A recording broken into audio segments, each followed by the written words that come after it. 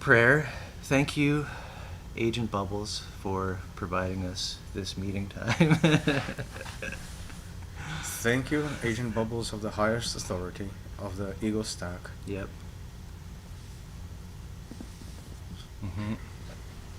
For allowing us to stave off war to the bottom layer of the stack and remain in the middle. Mm-hmm. I mean, not to be incinerated. Thanks for not incinerating us yet, Agent Bubbles. Yet. Anyways, so here we are. This is Zhenya, Brian. I love that you kept that as our the live image. stream. Good morning. It's now afternoon. It's morning somewhere.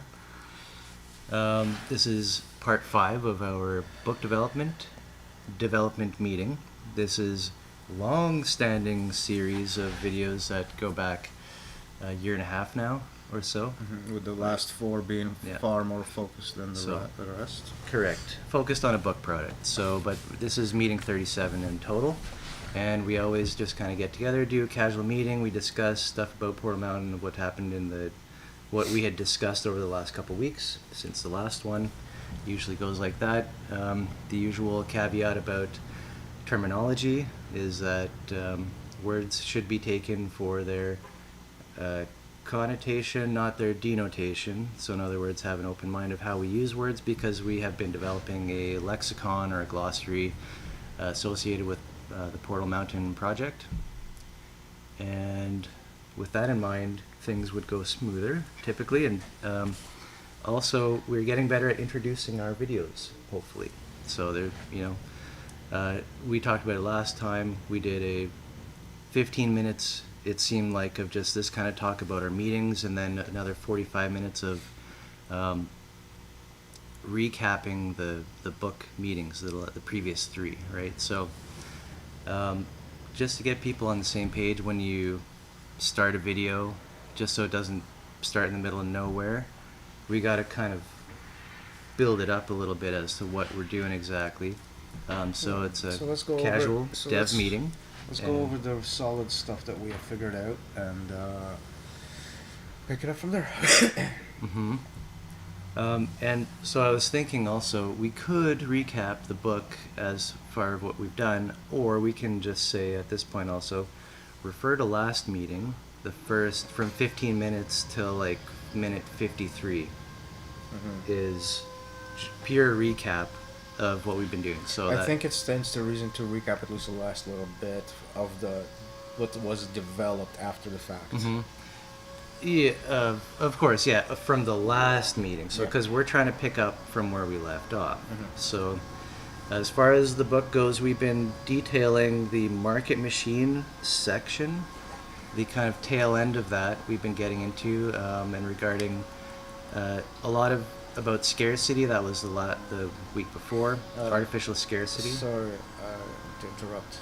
Mm-hmm. We weren't getting into the meat the content itself. We were just still on the outline portion, right? So it's not that we got into that subject, it's more like we've moved through that subject to connect it to the other subjects as well.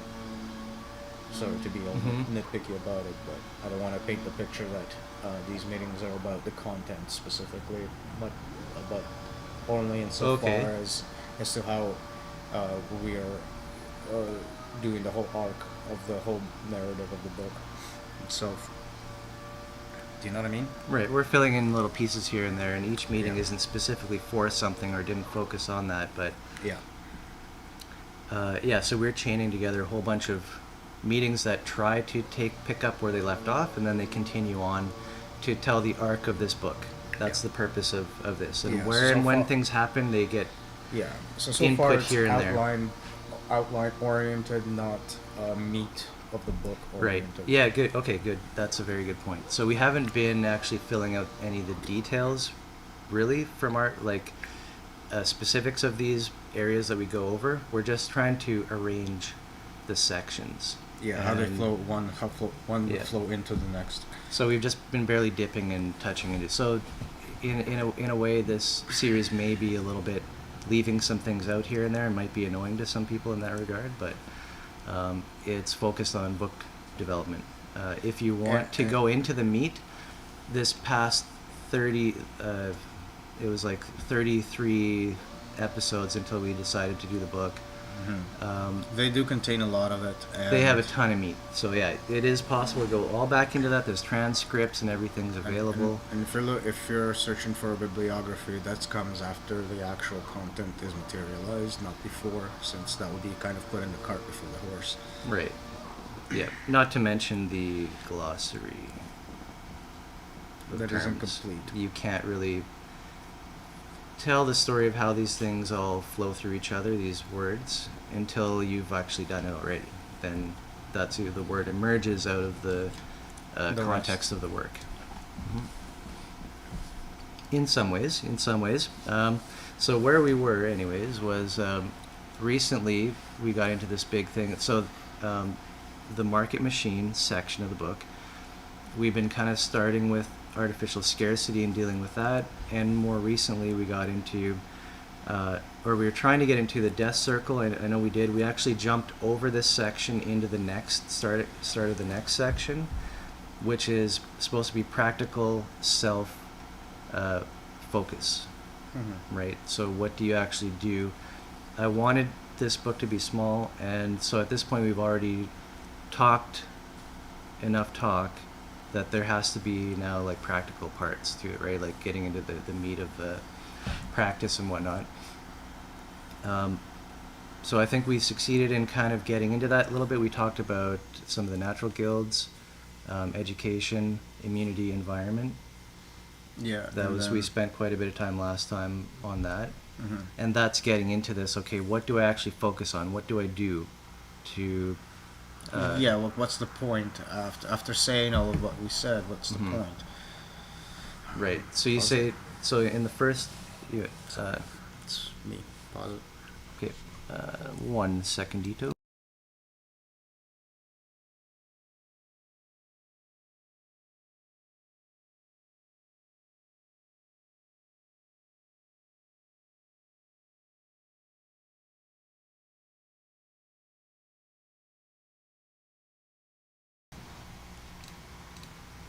All right, we'll just pick up here. So Jenny will be right back, and although it might help to have him here as we describe or discuss, but let me just, anyways, this could be just a blank recording, or we can put something on it. So carrying through artificial scarcity, that's the market machine section. Then we're moving into like a next section. I don't know if it's called, we did have some things written down here.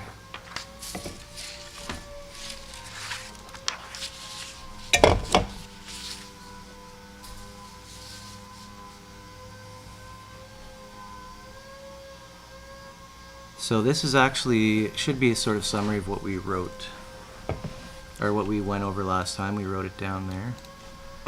And this also reminds me that I need to set up the chat.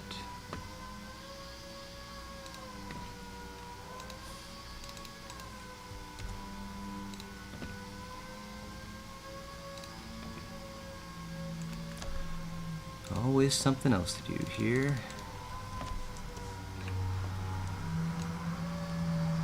So there's our YouTube chat, and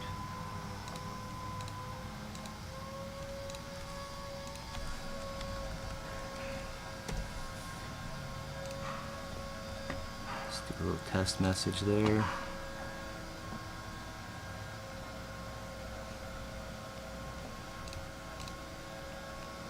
Yep. And share this off with the chat.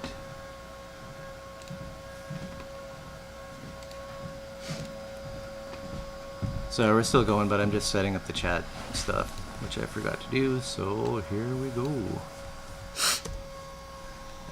Yeah. Look at that. Nice.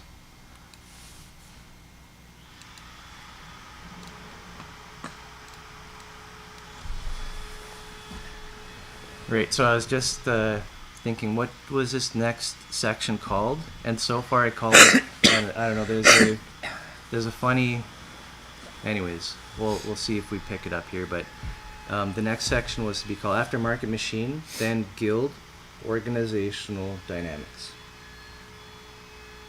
Does that make sense as a section title for the next thing that happens, as so far what we've been Well, why describing? do we need organizational in there if we have guild dynamics as a... Because then the acronym becomes GOD. Or you could make the O silent, as you're saying, and it just becomes GD. Right? But anyways, Clever. I'm just saying as a section, does Guild Dynamics as a section, does that word or term Well, it depends on cover how what the part flows, right? So, if what's the arc of the part, then we can decide if that's the correct name. Right. So the arc of the part was basically like self-focus, and we can also grab another sheet. We have this part, Okay. self and social over here. Paper, yeah, right, exactly. So was there pen? Where did it go? I had a Sharpie anyways. I saw it. I used it. And then I was probably playing with it, put it somewhere. There's a marker.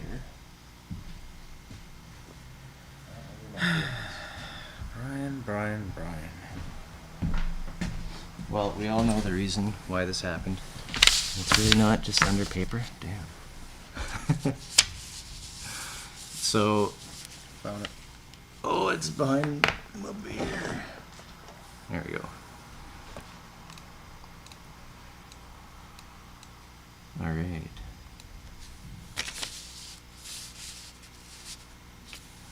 So,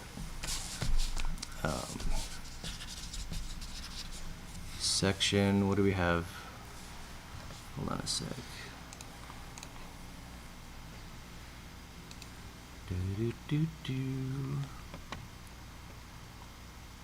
So I have section 1 as preface, although I'm thinking preface, yes, but intro essays maybe not even.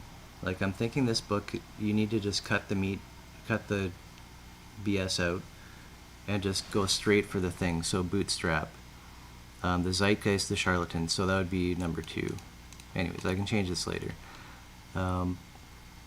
Make a comment on this for yourself. Section 3. Highlight section 2 intro essays. Just highlight it. The whole thing. Remove. No. Just highlight. Comment. Yep. Gotcha. Yep. Just for the peoples. Alright, so preface, bootstrap, polymorphic machine, market machine, guild dynamics. One of the reasons I like the word organizational, If you put it in square brackets, it could be like a phantom word that either sits there or doesn't. because people understand the word organization, and although honestly this is an abstract way of looking at the table of contents, I'm probably going to make it much more context based. I don't know, it's kind of hard to describe, but it would be like how to spot a charlatan. That would be the name of the chapter instead of charlatanism, right? It like speaks to you more directly with a description. It's more descriptive. That's why I want to make these sections and chapter titles very descriptive. But this will stand in for now, anyways, as just a very simple. Or we could do both, depending on what table of contents you prefer to use. Well, right now I'm not quite following you, but let's keep going. Well, I'm just saying, like, this is a kind of, maybe let's say, call it academic view of the table of contents, of what you would call each chapter. and each section, what the title of it would be. Mm-hmm. But I was saying, instead of, see how this is the charlatan, right, as like the second chapter or whatever, I would say might be how to spot a charlatan. Oh, we can As work. the We can work title. out the final names after Yeah, we get. that's the all I'm basic, saying. After we get the basic names as a scaffold. But I'm also saying, depending on your temperament, you may like to see a different table of contents. So we could have 4 different versions. This is overthinking it, of course. Yeah. But that would be a very Portal Mountain thing to do. Let's aim towards a devotional as a Yeah, target, as a target. of course. And that's what I meant by that. How to spot a charlatan is a useful phrase. It tells you more about the content. So anyways, market machine, then we have guild dynamics.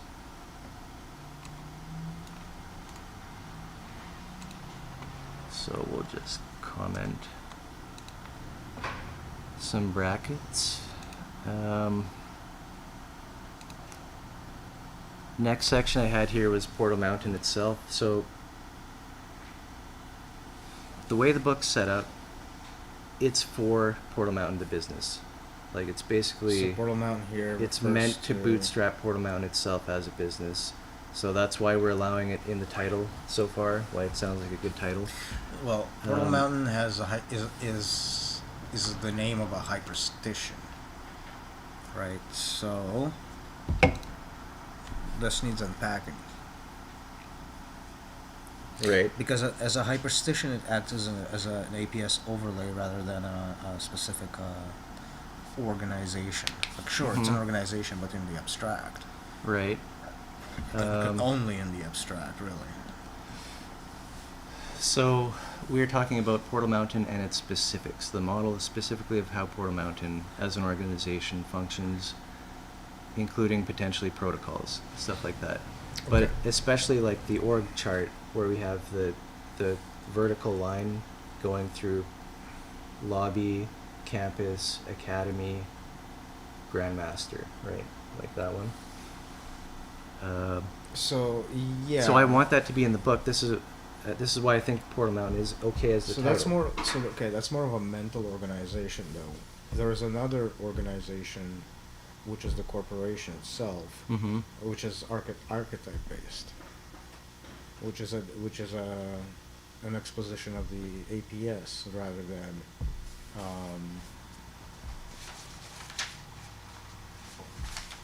One is more fundamental than the other. So the corporate archetype stack is kind of fundamental, isn't that is like how the APS must be managed to begin with. Oops. Whereas Portal Mountain is a structure that that trains oneself to be self-referential, so that this is taken as a given. So they're not the same thing, and one is more fundamental than the other in terms of functionality. Sure. Because Yeah. because a different hyperstition rather than a mountain can take its place. One of them being the skyscraper, which we kind of toyed with but never really created anything out of, because nobody in our group really needed it.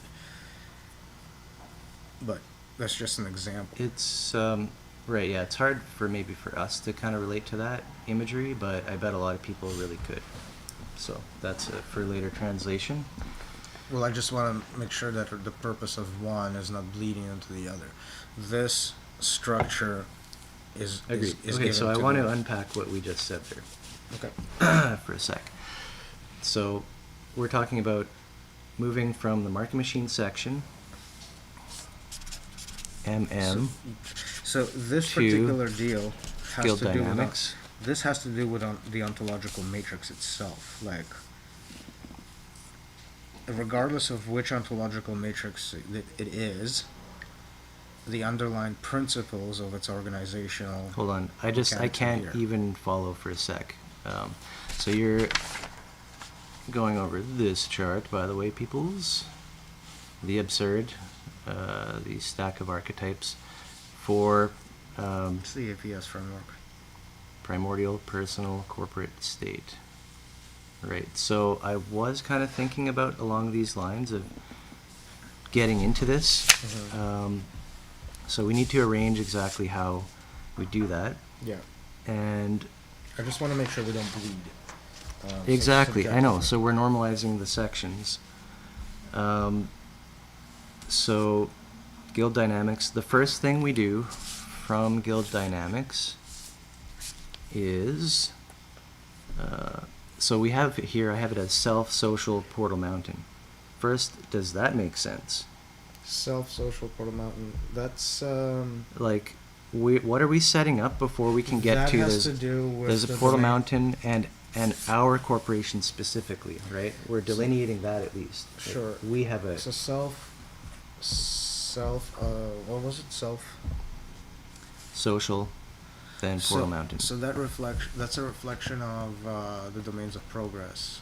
So the insight about the self bleeds into recognition of others being on the same degrees of coherence, just different Mhm. stages of it. Okay. That's the social part, So- and then once the realization of the unity of that is achieved, it starts to reach back down into the participant coherence and being able to express elements of that to that. Right. So the loop. hmm Okay. So that's Portal Mountain is the loop part. Right. Okay. So like I get what you're saying, but So a structure materializes to reach back down after having gone through the steps yourself, Yes. without having a concrete structure. so domains of progress. Thank you for bringing that up. That'll probably be a main kind of thing here. We're going to say, okay, we've described things abstractly, and you know what coherence is. Now we're going to talk about domains of progress and what a self actually does. In the book, from the book's point of view, what the book wants is first work on yourself. Okay, so work on yourself, and then social. And caveat here, because a lot of self-help crap will also Right. So, but we know point how to the s- navigate point that. point to the self. Really the small differences in that where we point to responsibility versus fault in that equation. We are of the perspective that the circumstance under which oneself finds themselves are not of their own doing. We're only pointing to the fact that to offload the capacity to respond to your context is going to only perpetuate the circumstances It has to be under reversed under which to some extent. have no fault of your own. So the more you offload it, the more things will happen that are not fault of your own that you need to respond to. The more you offload that response, the more it'll continue to happen. So you're thus pointing locking to yourself like in. there's two options of like blame and responsibility. hmm So it's not about the blame. So the work on the self is not based in blame, but from the perspective of the necessity of response. Also, it comes up like people just say, somebody wonders, how do you fix the world or how do you solve the world's problems? And the response is, well, you have to work on yourself first, but it ends there. So this is a problem too when you use that soundbite as a stand-in for the pain that's felt all around you, It's systemic and right? is not in others, in the and not world, and everything. self-protected, Yeah. So it stands in as a soundbite. And well, work on yourself. Okay, but self is part of something bigger. Bigger part is the self too. So, therefore, right. It's a mutual correspondence with only Right. So when shifts people in say focus. work on yourself, if it's so-called tainted with through the ego filter of the ontology they use to tell you that expression, all that means is buy more shit. then it really can mean it's up to you, it's your responsibility, shame on you, you better whatever. It is your responsibility. It's just not your fault. What Not- yeah. what the other method is saying is that it's all your fault, but you do not have any ability to respond except for buying more shit, aka participating in the very same market that has brought you into this quality Yeah. of life in the first place, Yep. thereby circumventing any actual navigation out of the cycle. So yeah, but only the through filtering through the ego could one take it as It's your work fault. on yourself. That's where it ends. Just keep working on yourself. The only way that that thought can persist Work on indefinitely- yourself until all of your faults have been flushed out, which is itself is a Right. perpetual process. So that you're and gonna once get you're stuck in. once you're perfect, then you can lord it over everybody and be the biggest shit on the road, on the street. Right, and the caveat is, of course, that there's no And way you know everything. there's no way every context can have every kink ironed out. Right. It's an ongoing process. Right, From okay, that, so- this is the one perspective where I will mention the fact that there's an ongoing process, but that is in itself an entrapment. If you notice what I'm talking about, the work on yourself part that is perpetual, a path that never ends, is something that has no finality Right. to it, is one that is embedded in egoistic processing, and that is because you are working on yourself until some sort of abstract objective perfection, right? A point Right. that is because it's an Yes. abstraction is never actually finally reached. And so Right. Or there's some arbitrary quantity And that so you gain and you're the net satisfied. but the net effect of this is that you're out of the way, and the system chugs along just as it did. Nothing changed. Nothing. Mm-hmm. You're just secluded now, and Right. as isolated by the system as it would have So you be. this is a In great fact, you're perfect for it. introduction.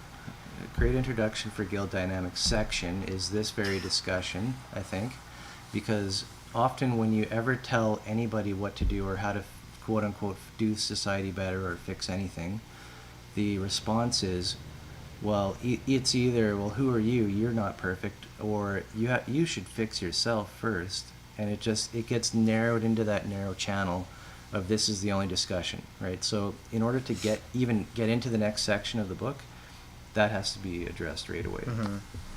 So that's great that we detailed that. And so from the book's perspective, what the book wants is a something to give that the self does. So we're just building the reader's imagination and what they're experiencing with Relating we'll to start their small, actual experience. Start small, something like very tangible. Relatable. That's what we need. Tangible, relatable. Qualitatively relatable, in a sense that you've gone through this, I've gone through this, and it's very unlikely anybody holding the book, reading it, has not gone through a variation of the kind of zeitgeist, the kind of quality soul experience that we've been describing earlier. And I'm just using these words in the meeting. I don't know if they'll make it in. In fact, if they don't need to, it's just fine. But to build on top of these concepts for our discussion, the negative aspect that the soul represents, and the lack, or rather, since the premise is that it's a collective quality that the system produces in every single participant in Right, it, the zeitgeist definition. which amounts to the zeitgeist. Mhm. The Yeah, zeitgeist, so the there's a zeitgeist good is parallel. the zeitgeist is like the abstract knowledge or feeling that others share in the quality, but the quality itself is very personal and therefore soul-like. The word soul has a very self-y connotation to it, like, right? Something that you possess, something that is of you, something that you are, and so that's why it's used that way. Right. It's So I another like word for that. self. That's great to bring that up for moving towards. So this would be the next thing the book wants, is to take that self as a little kernel and expand it out into many kernels, where you have the social. That this is just the basic structure that the book has to take right now. What the book wants, I think. Well, yeah, it's going to have You to start use, with one, then you go to multiply. right? In And- some essence, because of the animism involved that it's proclaiming and whatnot, the fundamental structuring of self, other, and all of that Right. is a Mhm. kind of a fun house of mirrors. Yeah, at this point, So it's just looking it at a should different be angle known of that this. It's just shifting a view around the same thing, and nothing is really changing except different mirrors are being used to reflect one thing.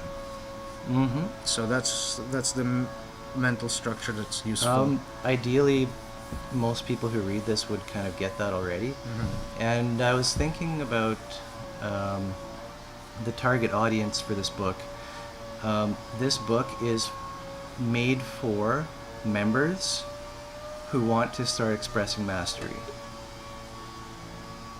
That's the focus of the book. So we can't pander it to anything like taking Participation, too right. long to explain why you should do any of this, right? Okay. So that means we can cut out platitudes for the participant. That's We can yeah. cut out justification. Yep. Mm-hmm. We can cut out, and we can flat out call all hostility as either the systemic mechanisms and charlatanism, which is systemic mechanisms. Mm-hmm. Right. Yeah. So that's great.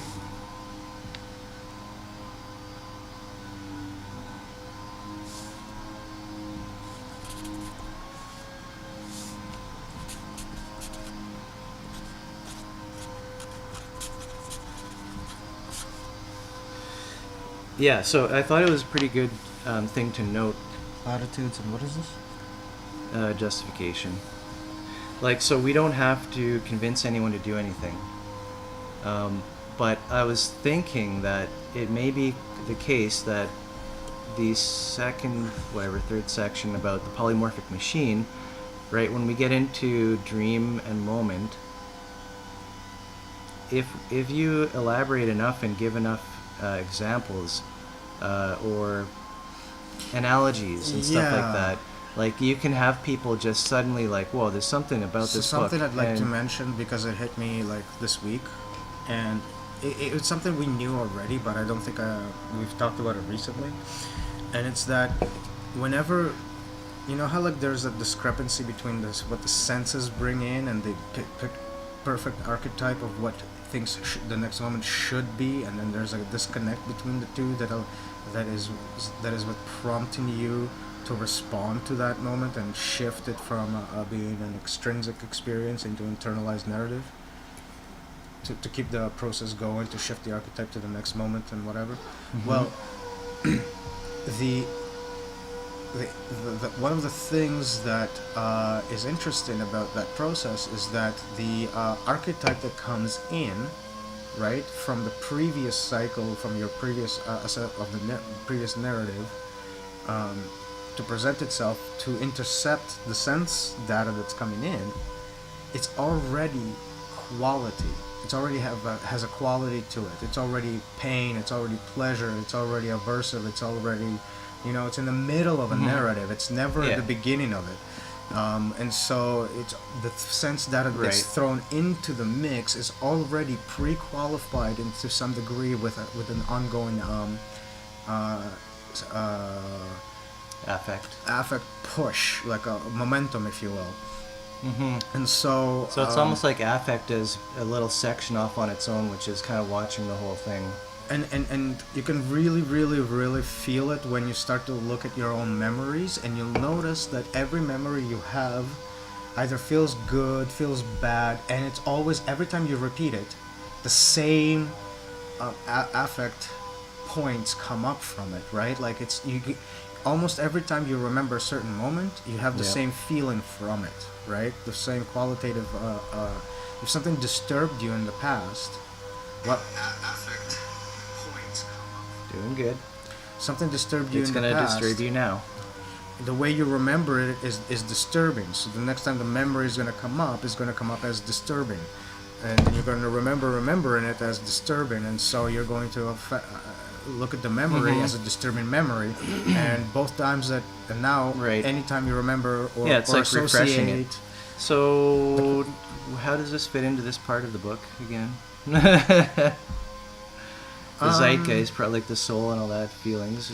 I kind of went off on a tangent of the moment in the dream and a thought, thought I had about Right, so how the part of the moment it gets taken over by the dream by feeding it that qualitative element that unless you're aware of the mechanics of it, it basically becomes impossible to disturb. And so, in elaborating like this is kind of what I meant by bringing that up, that even though a participant may encounter this section on polymorphic machine, and they may, if they can handle it, if they have enough faith to read it, can encounter so many analogies like this, which are self-referential. It's like we talk about your inner brain processes in this way. Okay, now we're talking about what's going on inside your head this way.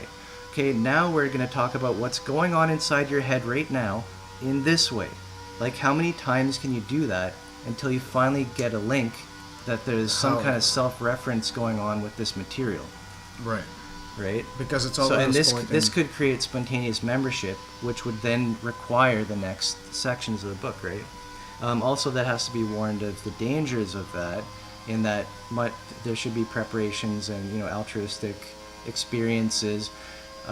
Let's say if your life has been good up until now and you have a wholesome neighborly connection with people and stuff, and that, probably fine. You've already you have ideas of this. If you've felt your life being alienated and always kicked down and grinded up in the machines of gears of capitalism, you're gonna have a bad time. It's to resist the temptation for externalizing the experience. That's really what it comes down to. Because the moment you start to externalize the experience, putting it down on paper and believing what is said on paper is the experience, it ceases to be part of the experience now. It becomes. How does that relate? It becomes to a negative feeling or outcome of enlightenment, quote unquote, or that. All of these ways of discussion, this is what's happening to your mind this way, this is what's happening to your mind this way, all of these are different ways of the mind externalizing something, even into its own memory, right?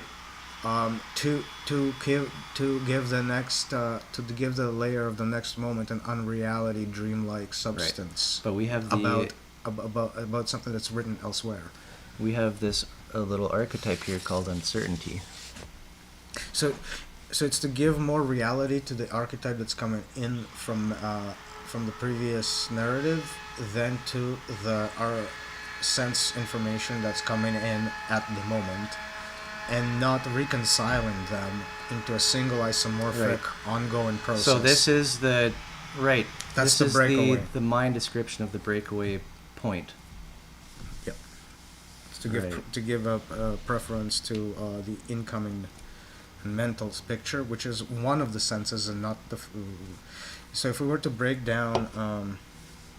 Okay, so this is small chart. We would call this small diagram, and so breakaway civilization. Even memory would come through the sense data and then get colored by the filter. So that's the APS lens, really.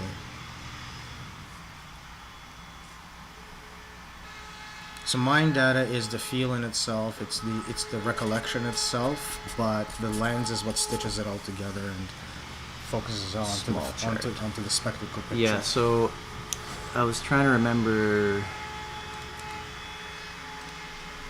this particular section. So it would be under probably the market machine side of things. So this artificial scarcity discussion. This would be like way up. I know, but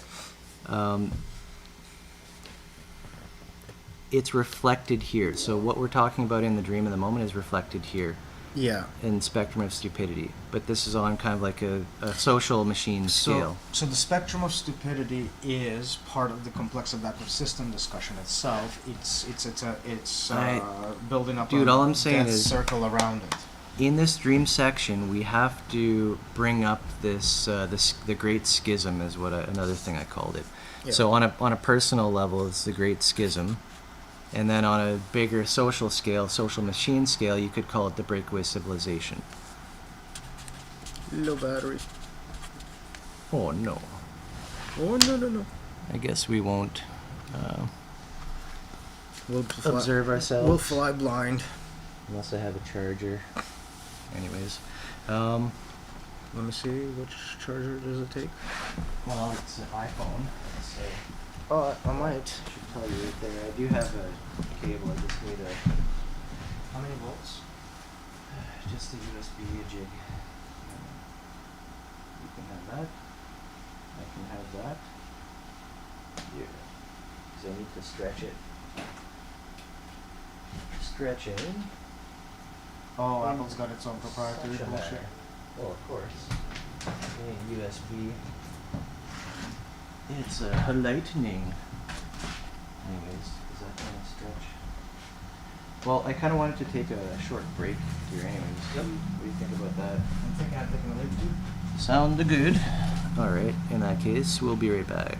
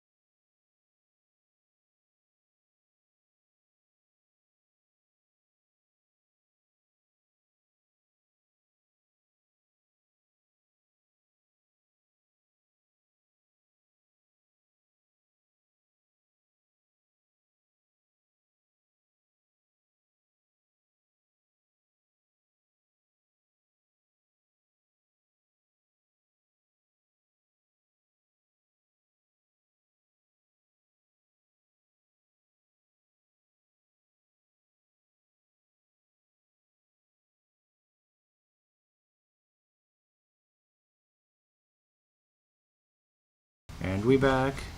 Back again. Of course. But of course.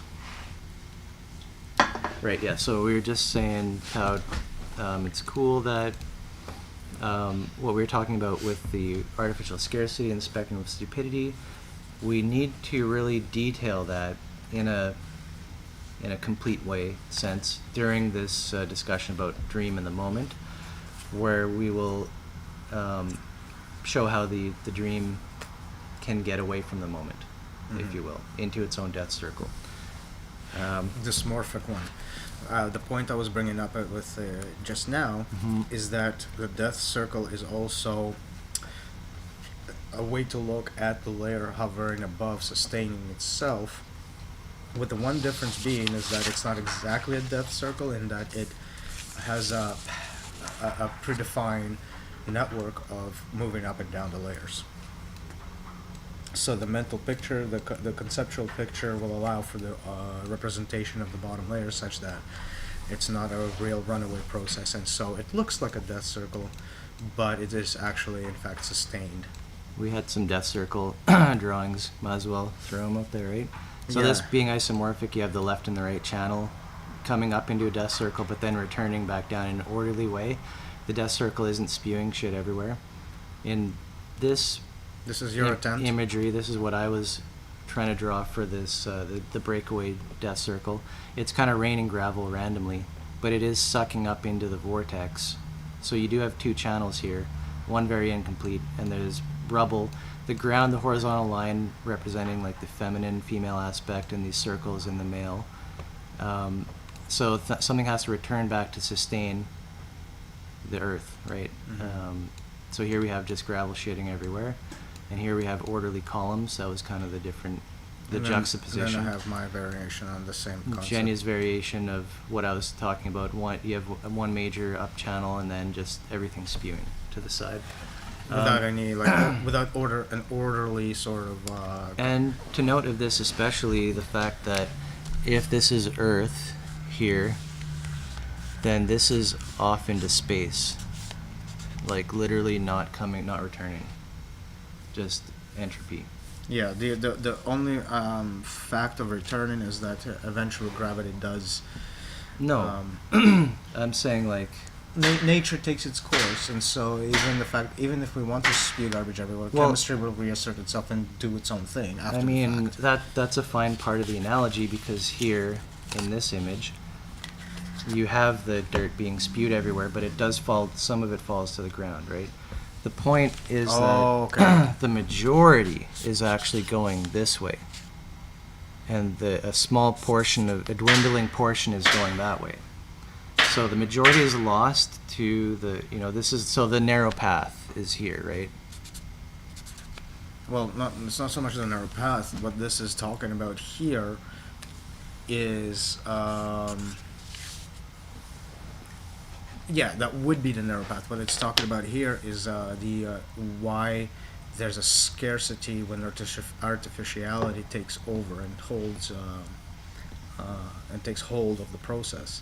Right. If you'll notice, what's being reified and what's down and up in both in the two pictures.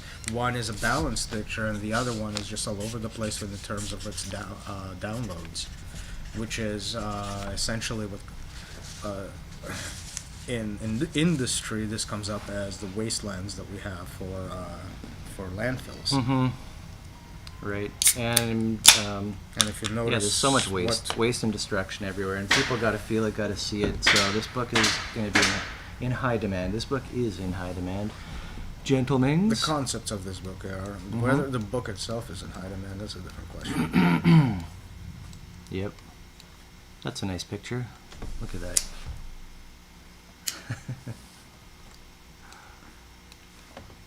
I've been watching this show called Peaky Blinders. Pinky Blinders. Oh, you got Peaky. UFO. You got a UFO on your image, hovering over your head. Peaky Blinders. It was a gang in London, not London. Sounds very scary. No. Fun show though. Man, England was violent We don't tend to think of England as polite society and stuff like that. But holy fuck, were they violent back there? So much violence. Anyways, back to the opposite of Good that. show. I'm promoting it on our channel. Back to the opposite of that. Totally off topic, Shenya. Couldn't be further from on topic. So where were we? Let's organize our papers here. So, I think we're still trying to make the jump from polymorphism, animism, what goes wrong, and then how to seed There. the runaway process and stabilize it back into the Yeah. isomorphic runaway process, if you will. Right. So if that's the arc, where are we on that arc in our story?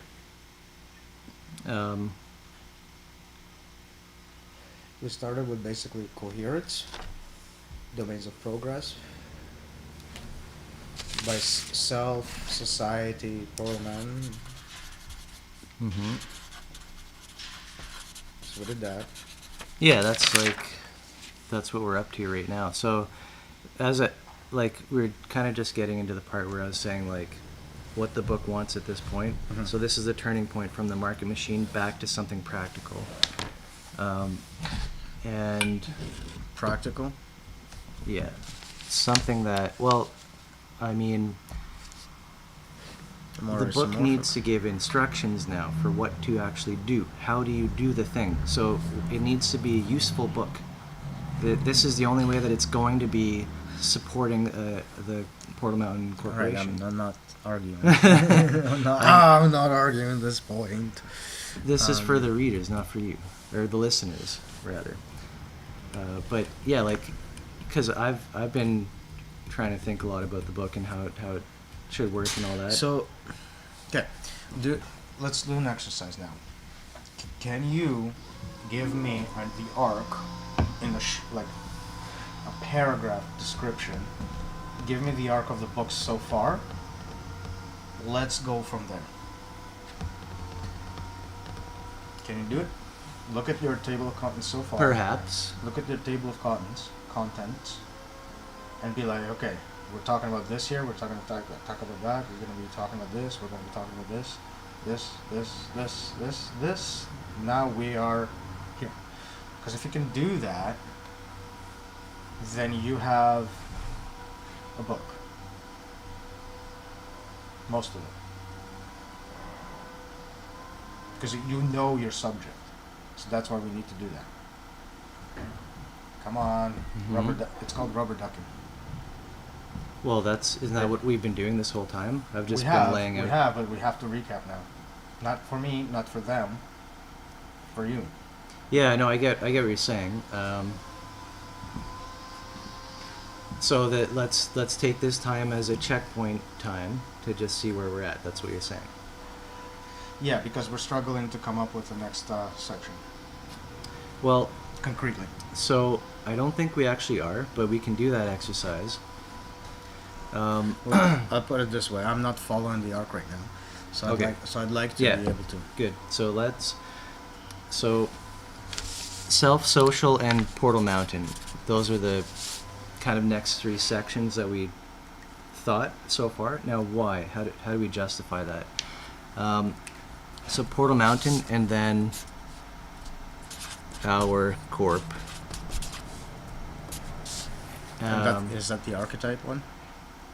I think this is the archetype, and this is just how to interface what is our actual telegram structure, how is it laid out, what are our welcome protocols and this kind of stuff. Okay, I see what you're saying there. So we're diving deeper into a concrete scenario. So our corp is in the abstract, not in the legal sense. Yes. Yeah. Okay. Yeah. The legal sense would be yet another inception point. Okay. So yeah, Self, Social, Portal Mountain, Corp, and then we had And I don't know if this fits perfectly, but I like the idea of ending in that programming sentient machines. Which would be the discussion back into guild dynamics. So maybe that fits somewhere else. I don't know. Well, But I wanted to, because we haven't, it doesn't exist anywhere yet. That, which I think is a amazing part of our model, is the fact that it models that, right? Like crowning achievement. You got Sure. It's got to be in the book. yeah. So the story then. So this is this guild dynamics discussion through and through, Mm-hmm. which means that It should be before Portal Mountain. we have to build this up as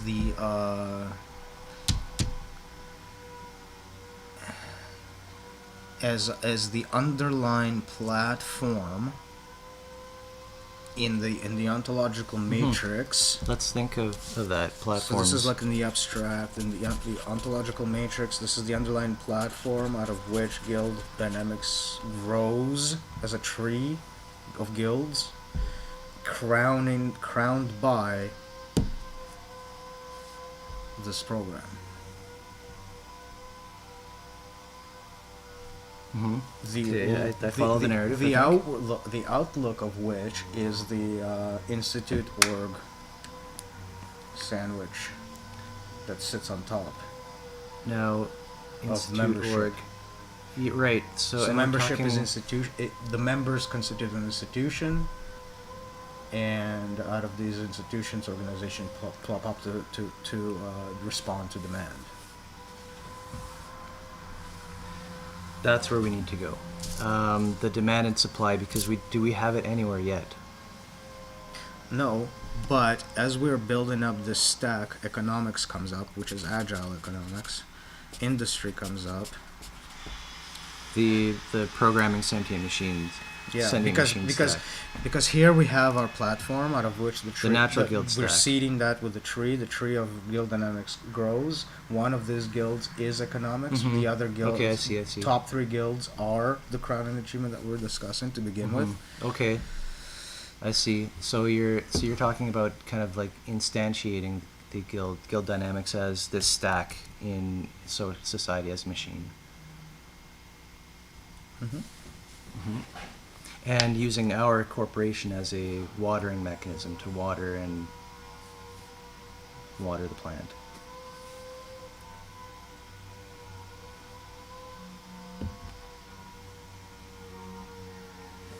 Interesting.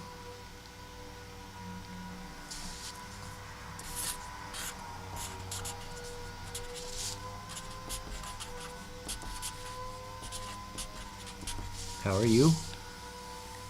So Portal Mountain, as a corporation, waters the plant of the sentient machine. And is the ground itself. It's the water and the ground. It's the raw material. The Mhm. raw protocols, Yeah. if you will. Right. Yeah. The actual guild stack is taking the raw and putting it into a structure that is actually emerging from this from this ground. And So- what the ground does is creates the niches necessary for the stack to grow into. So this is great. I think we've filled in a lot of detail there. Sorry, I just want to finish off this thought. The reason I said it that way is because the whole thing actually comes back to the way complex adaptive systems emerge with stacking. And what I'm saying here is that complex adaptive systems grow into niches. Yeah. And this fertilizes the ground for these specific niches so that the guild dynamics Right. stack itself materializes. And in parallel to it, the corporate archetype stack materializes to take care of the needs of these dynamics. Mm-hmm. So that whole demand and supply economics, we need to get into that. And actually, I was thinking about that, and a lot of organizational discussion we had in the very beginning, like the first 10 meetings, it was all about like this stuff, right? Which is kind of interesting. So coming full circle, and Well, that's the rubber hitting the ground, the road kind of spot, because the entire structure will still look like a layer of corporate, dominated by an institutional layer, which happen to be one and the same and completely on par with all the membership layer itself, the personal So- layer. thank you for laying that out. However, Which is already straddled in the primordial stack hardcore, and a bunch of its assumptions with regard to what the APS presents itself with the rest of the stack acting more or less like a raw material, starting with machinery, the machines, the animals, death, life cycles, materials, space and time, and the facts of entropy and uncertainty all constitutes the raw material out of which all of this corporate, personal, and state interaction takes place. Right. And you get a picture of all of that as soon as you see explicitly the industrial guild formulate itself in the stack. And the institute is more visible when you see the sentient machine when it's formulated as well, more clearly. So it's kind of like so you kind of see this stack materialize out of the guild dynamics stack as a process. I'm glad that you laid that out and got it figured. Like that sounds like I keep catching pieces and bits and It's pieces. the growth of it in a natural sense. I'm just trying really hard to describe how complex adaptive system gives rise to what we're talking Right. about to begin with. And so whatever we're describing as an organization here has to be bootstrapped through these layers of complexity. So we keep using over and over raw materials and stuffing it up into the next layer. Right? Yeah. So that's what we're building. It has to be laid out this way. And that's the reflection of where's the circles that we just did? The drawing. Yeah. And and that is really a reflection of attempting to build this structure in which the build-up and whatever is happening here comes back down to where it's built up from. So when we talk about raw materials, we're also talking about like making sure that they are catered to and a part and parcel along with of the circular process, such that it allows a balanced way back down to these layers from which it came. And so Right. its emergence is not going to be Yes. run away. So and the apart from. death circles are constructed in very delicate, precise such a way as that they resonate back down with the ground And from which they came. Yeah, and allow a path back from In other words, the language spoken in these death circle layers is isomorphic with those below. right, has artifacts of those below to point the way back. It will never it would always be representational in Yeah. that layer. You have so, to. You only have pointers. So yeah, if the reification stops being proper, that's where you get the flinging effect of garbage flying everywhere. You know, like material that is so processed that it's so broken down that you can never extract anything else from And it you know, anymore. if the layers You can't put above, it back into anything. if the layer above were ever to describe a layer below perfectly, the universe would halt in attempting to process the thing. Well, the moment will, the moment would become eternal, if you will, in its most proper sense. But entropy is still a factor, and so is uncertainty, and so we can't actually have. Like, let's say We can't God, have that cake. let's say God builds an isomorphism machine to just perfectly describe the layer that it's sitting on. Okay, start, boom, the universe crashes. Because you can't describe everything that's going on in the layers below in all of its entirety. Well, no, because the permutations are infinite. Right. Yeah. I know. That's what I'm saying, man. So. Well, no. that's it in a The only side. other way to do it is to maximize entropy, because when entropy is in the maximal state, the layer above is exactly the same regardless of the configuration of the layer below. So it's to remove niches. If you remove all niches, if you remove all... Entropy maxing, that's what we do here. It's called pure potentiality. No, we're not. We're accepting that entropy is increasing. What we're focusing on is the reverse process that happens in the midst of it. What happens during a negative entropic process? An eddy. What happens in the negative element, and that is the point where life and death become differentiated. That is the point at which all that we talk about matters. If you want to look at it as like a conservation of energy problem type of thing. It's not even so much a problem, but a circumstance. The point of living... If you want to say, oh, that's not a problem, guess what? Things that say that's not a problem don't exist for very long. What I'm saying is that life becomes meaningful at the point of where entropy's increase has a pocket of entropic decrease, and while complexity is still increasing.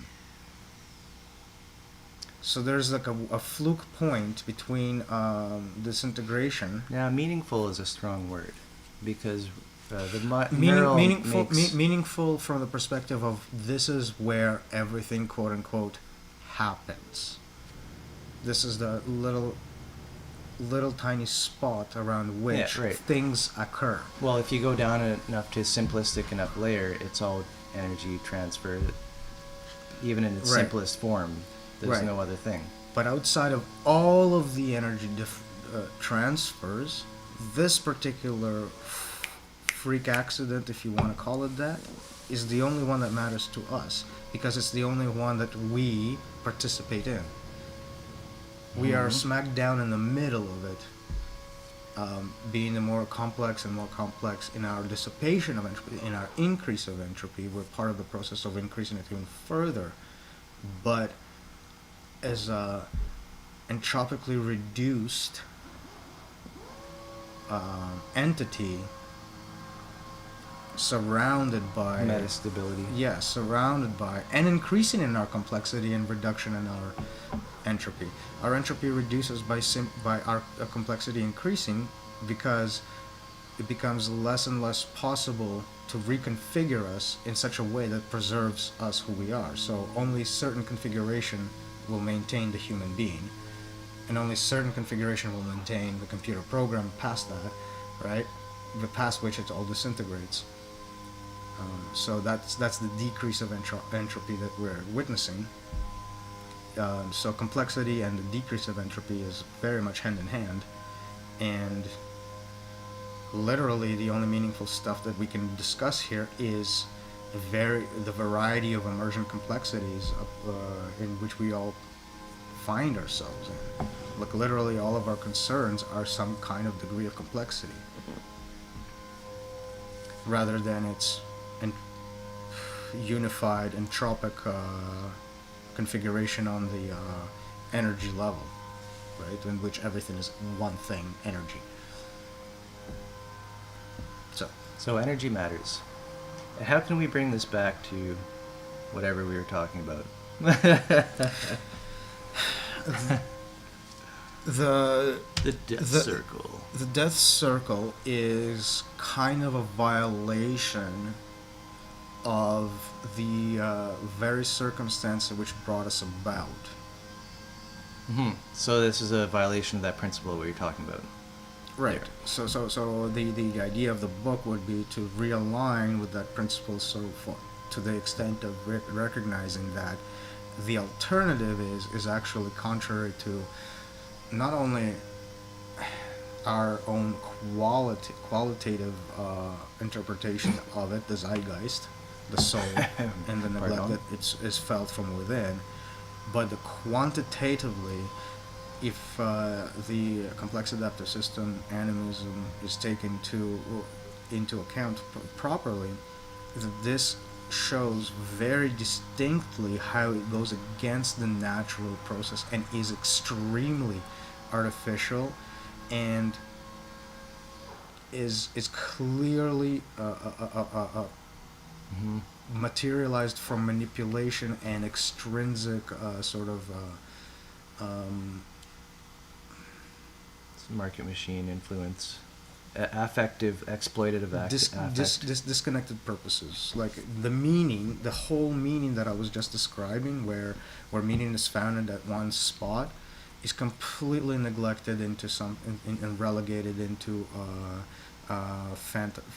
fantastical consumption product that this is served to replug the individual into a Right. mechanism. So I agree with that statement that this should be part of the book, definitely. I don't know how. To reattach, to reconnect, reattach. Where does that happen in the book? It's basically, it's here in these sections, self, social. It's supposed to not really say what this reattaching is. I guess maybe we could have an intro, but this just dumps you right into this is the practice. So far, that's the only idea. Mm-hmm. Okay, so given what I said, let's ignore I said it all as far as when we started, and just remember that in the back of our heads to keep going. Mm-hmm. Yep. So, self, social. We still, I think, need to clear up what exactly is taught in this self part here. So, like, I was thinking we can just go, like, break it down. What we were talking about was self. You must fix yourself first. Remember that one? Yep. Caveat. Put a star to it. A star, and that star being this is what people often tell themselves. Responsibility versus blame. That's what star is for. Okay, so from there,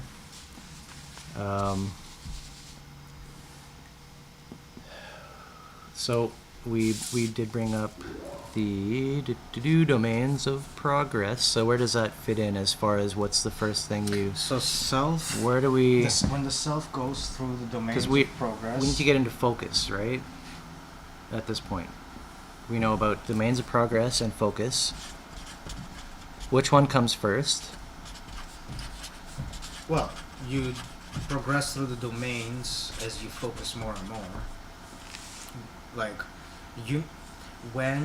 Okay, so start when with focus then. when the first four areas of concern coalesce into a single area of concern called focus, right? And what are the first four? The very first time they coalesce, that will be in the context of a participant gaining insight into the reality of focus itself, right? This insight of focus will now become a quality that is recognizable in others. Because of this recognition in others, because you can see a variation of this focus in others now holistically, everywhere, for everyone, you are now a member of that community of focus where you see different degrees of coherence within that. That's membership. That's the jump to membership. That's self jumping through and now becomes part of a society of members. That is the first degree of coherence jump. So you go through all the degrees of coherence from awareness to being accountable for that awareness. Domains of progress. Yeah. Mm-hmm. Awareness, being accountable for what you're aware of, being disciplined through that accountability, where your actions are in fact constrained by this by this awareness, therefore disciplined, and the unification of the discipline, the awareness, and the accountability into a single whole, where it becomes like unified in every act, always, right? When where you don't have to think about it anymore, much like you don't have to think about how to play the song on the guitar. Mm-hmm. When that thought process is gone, that is insight. You gain the insight of the awareness, accountability, and whatnot. And that insight is now transplantable across. Not only you. Everybody is aware to some degree, even if that degree is zero. Everybody is aware. Everybody is Aware to accountable. 0 degrees. The accountability, the accountability of somebody who's unaware is expected to be lessened than the accountability of somebody who is more aware of a problem. Yeah, no, I right? get it. So that kind of thing. So you It's can not use, black and you can white. you can use the template on everything across, and once you realize you can do that, that realization alone that this template applies across the board, makes you by definition, part of a society, and that is the next phase of awareness. That awareness of being a part of the society is what members now have to progress through and be accountable to. Yeah. And become disciplined in. Right. So this would be the social part. So I want to. Right. That's where I want the jump to social. And that's what I'm describing. Yeah. So you jump from the self by working on the degrees of focus, on the areas of concern up until focus, and then you're recognizing that everybody is working on that.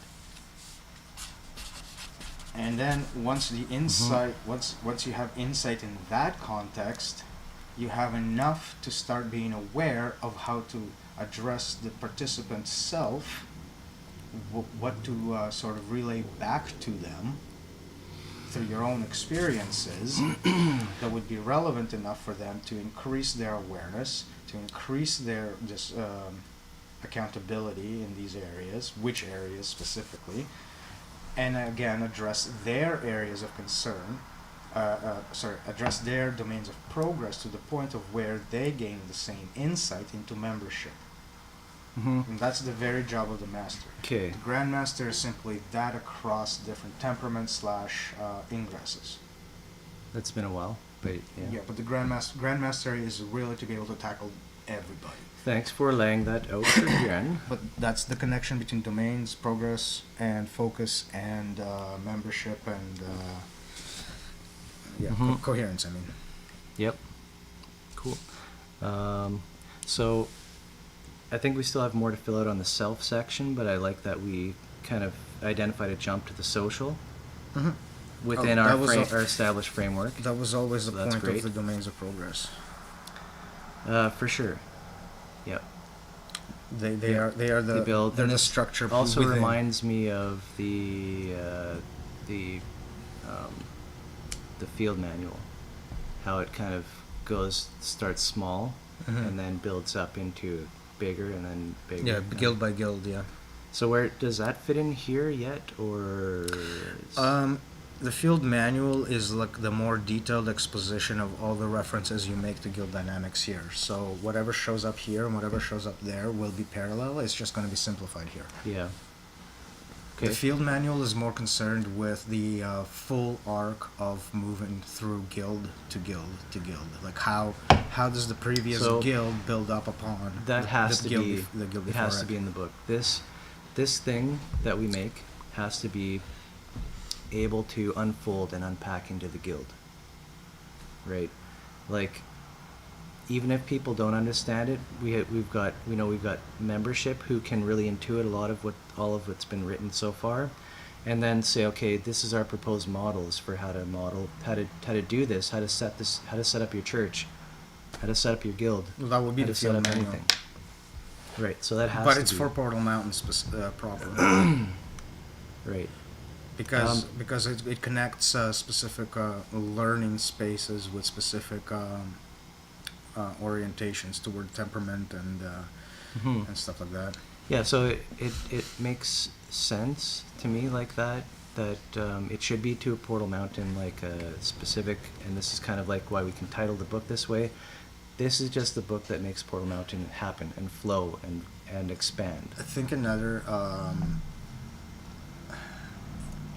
it's another kind of curveball to the modern way of thinking about education, in that in order to be quote unquote certified in whatever subject, you have to go through the entire program to claim that title.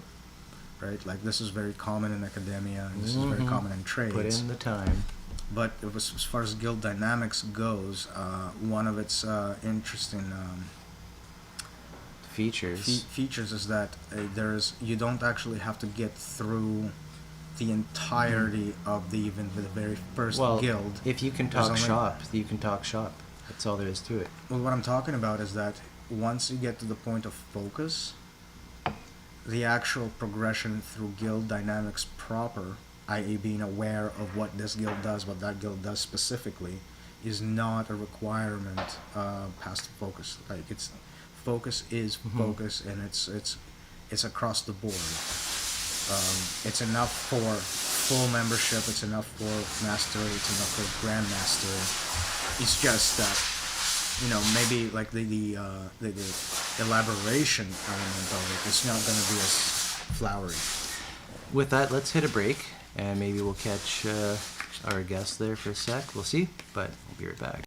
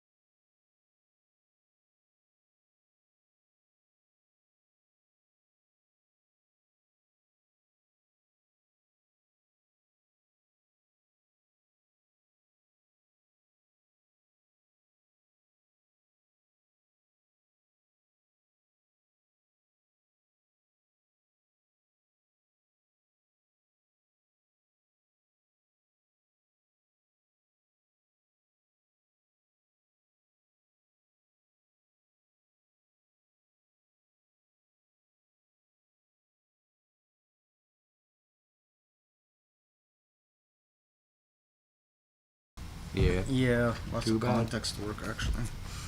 Too bad we back, whether you're ready or not. Yeah, so I was just saying, we've actually almost done a bit of work here.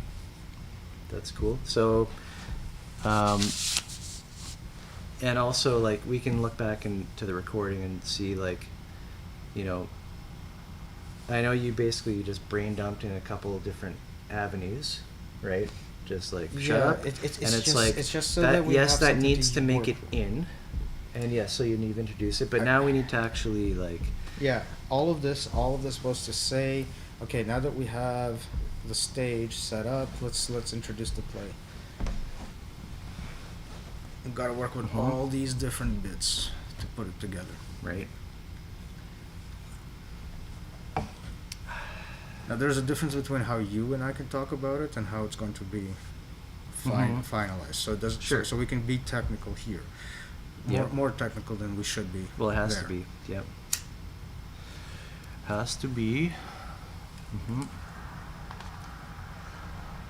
So, we've just got out of the market machine section, the death circle, and how everything gets screwed up. We need to introduce right away some sort of practice. And this is like the focus meditation, right?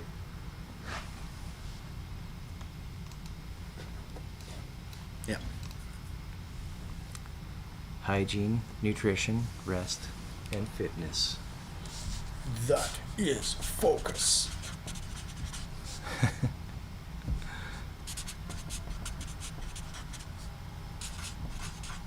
Rest. Fitness. So, this is almost self-explanatory for a lot of people, I think. Like, Yes. you can take the denotation of these words and run with it.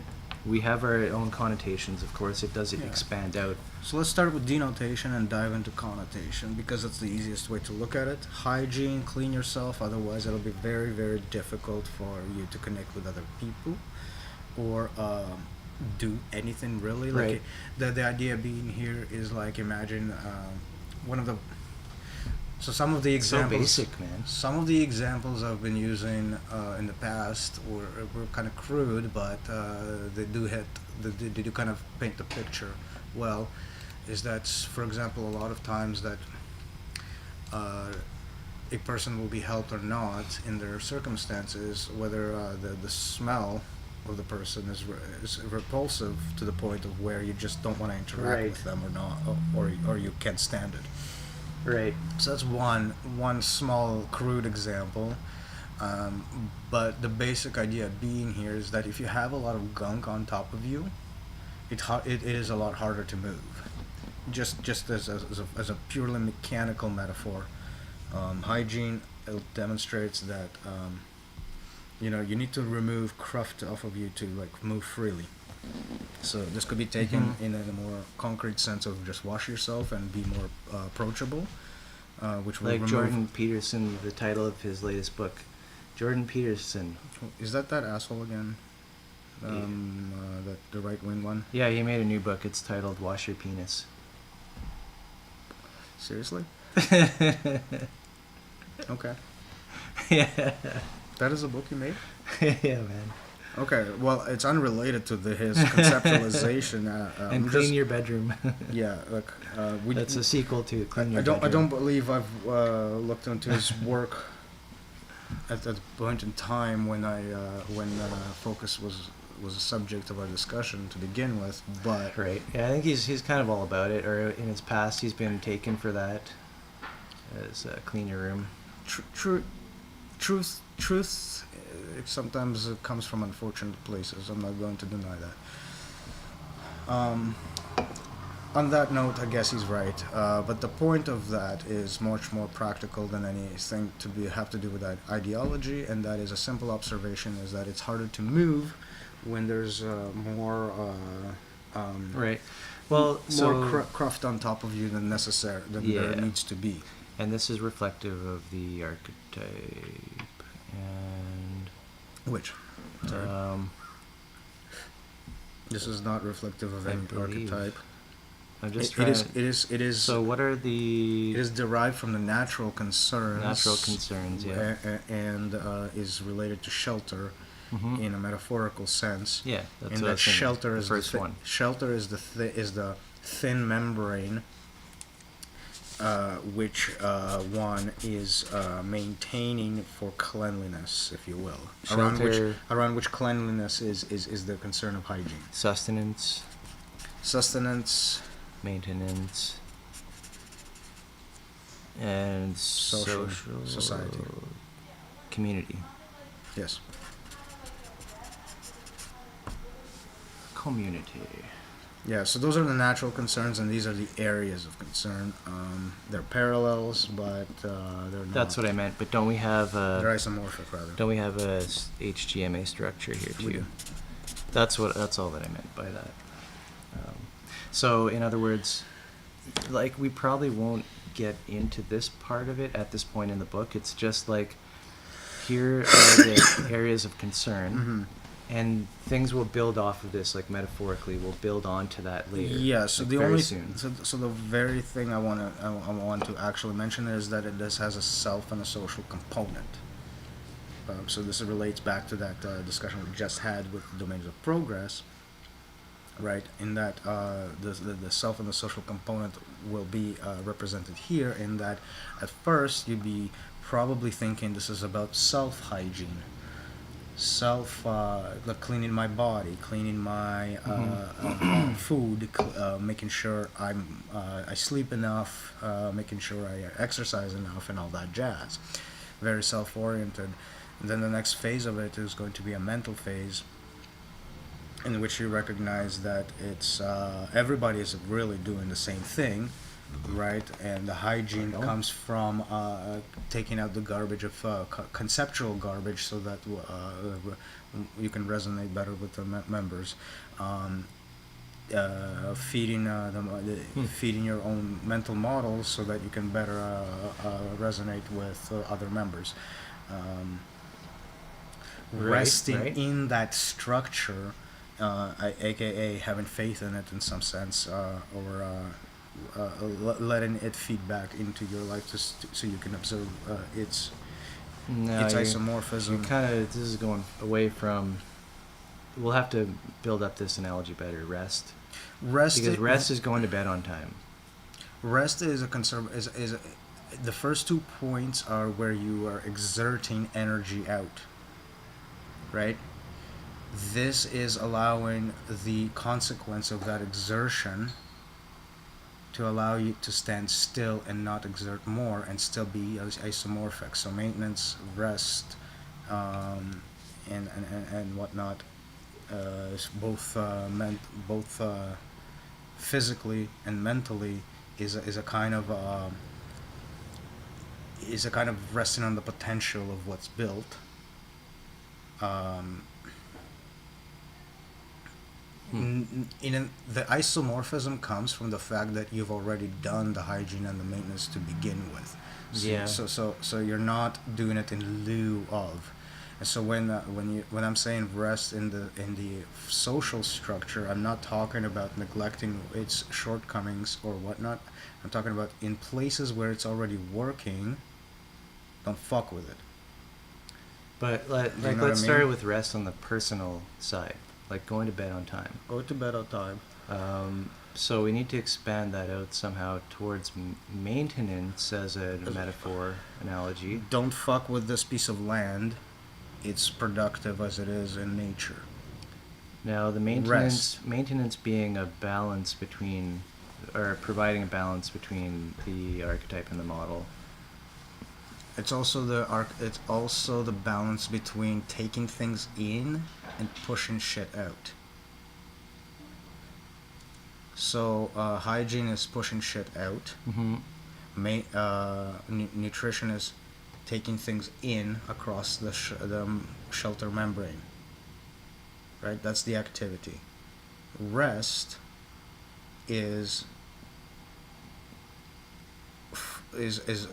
doing this in such a way that it isn't work, isn't necessarily an expenditure of energy, but rather just the flow of the cycle. Yeah. In the same sense, this comes socially in that there is don't inject more social issues into the process So while these okay, things wait. are So while rest, the basics rest are is being, actually a simplification of your model at a certain layer, such that it's in coherence with those below it. When your layer model is speaking in a coherent way of the layers below it, there is rest because nothing needs to be done. It's like a cat, Right. a cat who walks around the house and everything is always the same. As soon as you move a box over here or there, they have to go investigate and smell it. That's work. Right. why Portal Mountain will not deal with specific financial problems, or the question is like, what can Portal Mountain do for me in my day to day? Mm-hmm. We can't answer those questions because those are questions that are outside of that point of rest. These are not the Right. Yeah, I see what you're saying. it's not going to be part of the model. It's not our Pu- focus. Shoving it into the model is like would be overdoing it. Mm-hmm. So rest in the more abstract sense, in the social sense, is like resting in the structure, which Yeah. now. So it's like the objective is rest, almost. But now it brings up the points from before that we mentioned far So- earlier in the book about faith, and now that faith element now has a more practical application, and that is in the social application of rest, and that this is the So I'm seeing rest here as almost an objective, an ideal state. That one, and this is related to rest as in sleeping at night, going to bed. But in your daily life and world, when you don't have to concern and care about things, when things aren't new, this is coming to a rest, and you're able to. You've already done what needs to be managed, and So now that- there's time set aside for. not doing Nothing. any of it. So the And that's what this maximizes. So we want to maximize that. So the soundbite version of this is actually work to rest instead of resting to work. Right. So Yeah, something like that. so with the system, you rest to work. You get your vacation time in so that you're fresh back and ready to get back into it, right? Whereas our perspective on this whole framework is that no, you only work so that you don't have to. Mhm. Which is not going to sit a lot well with specific types of people. Well, you can put other work in that slot. So now they're on Yeah. board. Now they're on board.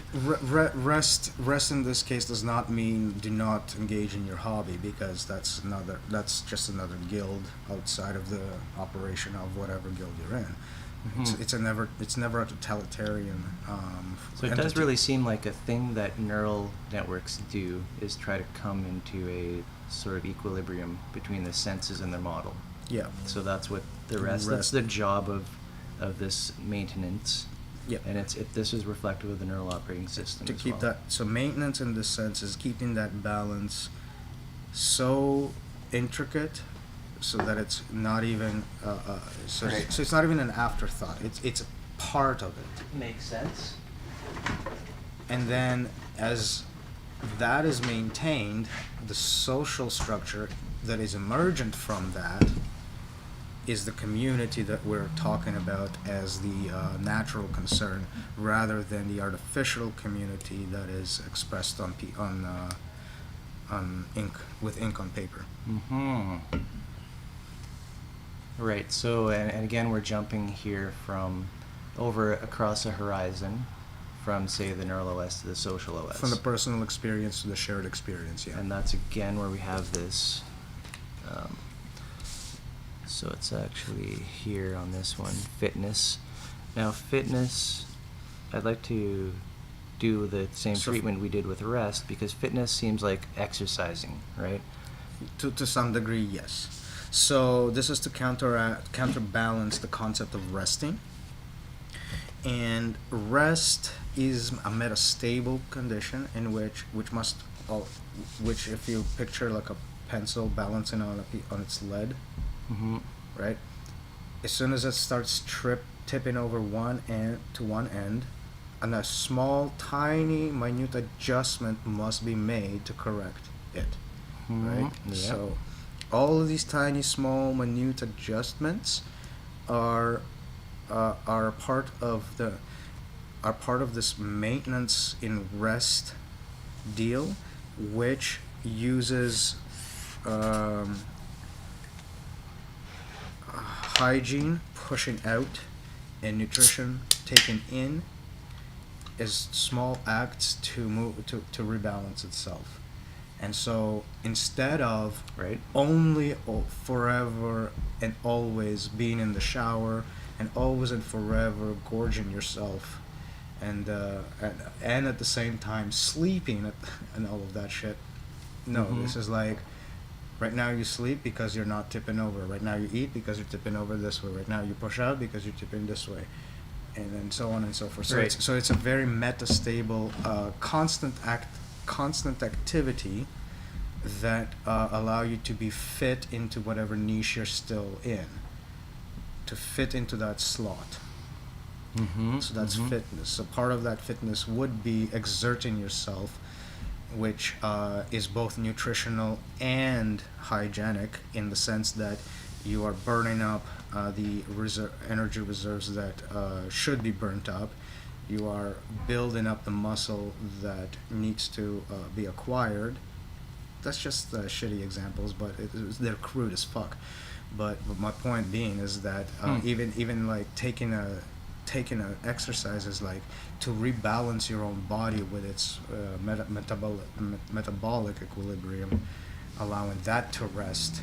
So when you're done your exercise and you finally actually are resting, you know, not only are you mentally done working out, but you're physically rebalanced and everything is just running a bit smoother inside. Like it's all over the place as far as a metaphor goes. Hence, connotation is better than denotation, but denotation starts the job. Mm-hmm. I'm not promising that all of this is the smoothest correlation, but Yeah. So interesting. Also, if we're talking back to the pencil metaphor, tipping.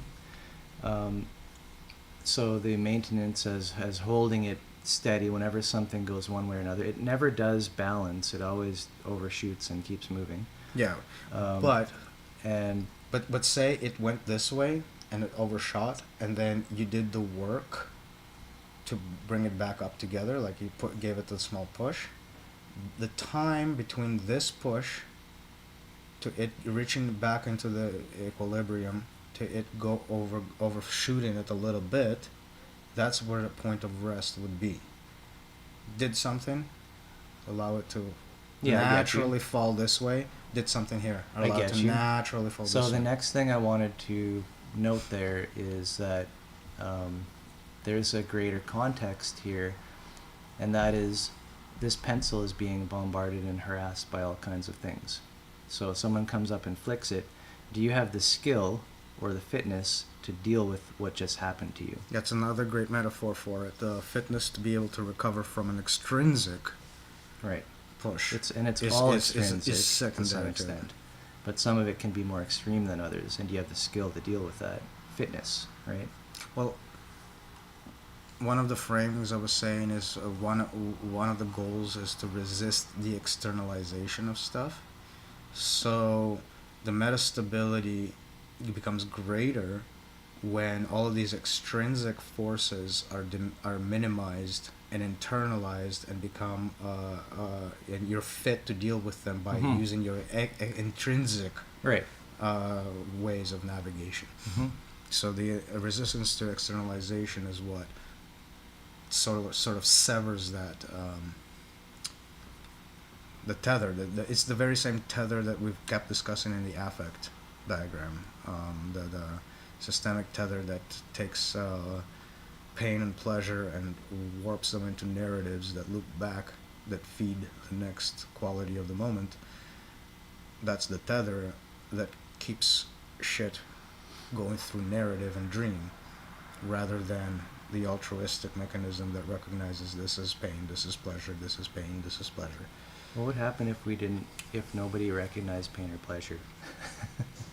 Just suddenly, some kind of virus comes out and everybody loses their ability to feel pain or pleasure. Well, considering we are working with a bunch of broken units that have no concept of what to do with pain or pleasure to begin with, it's going to become an Maybe extremely just nothing narcissistic. happens. Same, just everything the same happens.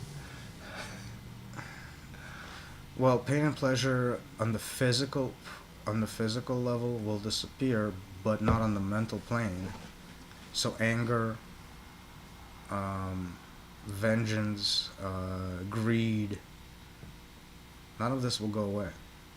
Those are pain responses in a mental sense.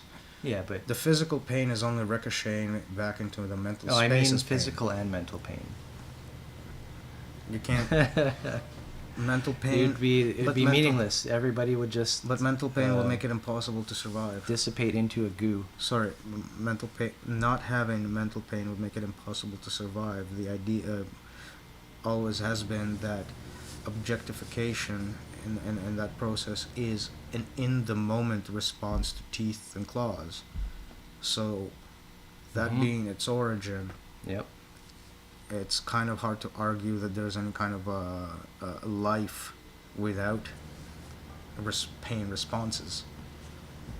That's all that I tried to invoke in a half joke. Alright.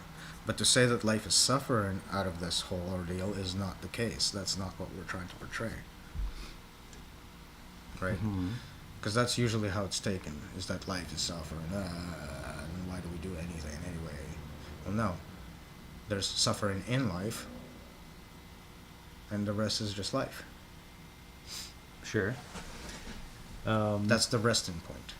So for this self chapter, we've again hit up against the point where we're moving to social. Once we move through rest to fitness, you're already kind of talking maintenance of community, that over that horizon into the social chapter. So we've done that twice now. Is there anything we're missing out of self that we need to put into the book at this point as far as practice to get something going? Like, we just need the kernel. The kernel here is the realization is that participation moves into membership, and that is the concept of self identifying with its society, and that self and society are actually part and parcel of one and the same thing. The loop. So we'll have to bring that up, of course. It should be obvious, but... And basically that's the trajectory. The trajectory of self-realization is the realization of being part of a whole. It begins with it begins with me and ends with us. Right, and so this is the way I want to take the book, the next chapters. Do we need anything more in self? Anything else? No. Should it be there? No, the journey of the self. Should we... Wait, yes. The journey of the self is field manual. The journey of the self is to find your society. Right, the return. The great return of the hero. So field manual has another analogy similar to these, where we have the first 3 sets of the guild, and then it expands into the social. Check it. We're going to do that. Check it. Too, I'm sure. See if you can follow. You're off screen. Oh, wait, you're off screen. It's okay. Yeah.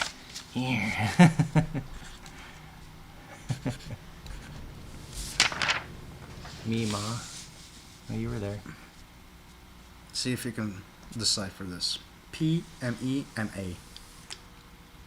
Papa. Mama. Nemo. Mimi. And the great I am. No, you're not seeing it? Participant. Member. Master. Oh yeah. The participant rises up from What the about self. me and Pa and Ma? Haha. Ha ha. So yeah, the participant rises up to the point of a member to only recognize that there are sole only members doing this. The master is somebody who's not only recognized this part, but is now seeing a path back. That is Yep. that is corresponding with the ability to take a participant, right? They're in the same fucking lane. Yeah. So, this book is for members moving towards mastery.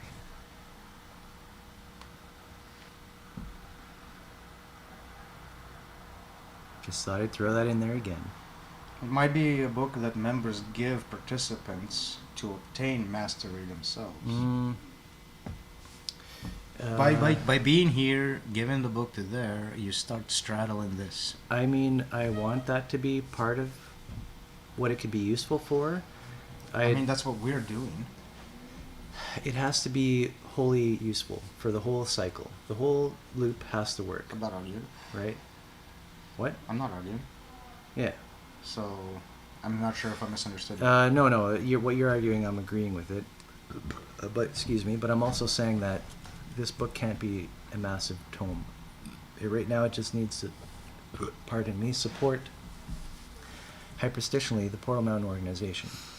Yeah, I think this discussion has been mostly about the background. But think about who's going to read this book. That's what my problem is right now. No participant is going to give a crap, or participants won't recommend this to each other. Nobody gives a crap. The people who care about this book right now are members. It has to be focused to them, right? Okay, I'm not sure what you're saying to me. What I'm saying to you is you're suggesting, I think, that we focus a little bit towards the participant, that you can give this book to a participant and they will suddenly follow along. No, I don't think that's going to be what we can do. We would have to pad the shit out of this book and make it would be too big. No, I don't think I was arguing that. Well, I've then we're still on the same page. I've been trying to show mainly how there's correlation between the degrees of progress, degrees of progress, the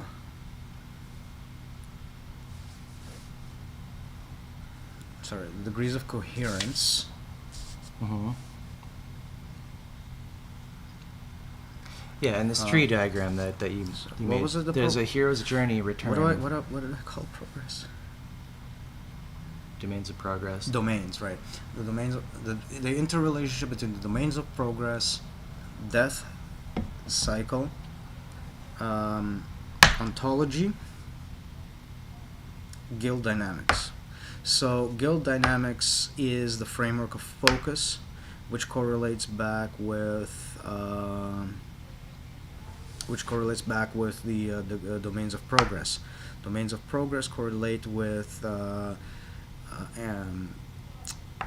complex adaptive systems, in the sense that it's one of the stacks, and it's also the scripture of the stack that arises in emergent for a corporation in which memberships are all found, right? So there's the relationship of building up to a layer of members in one complex adaptive system, and then there's a complex adaptive system that is emergent out of that, which is the guild dynamics themselves.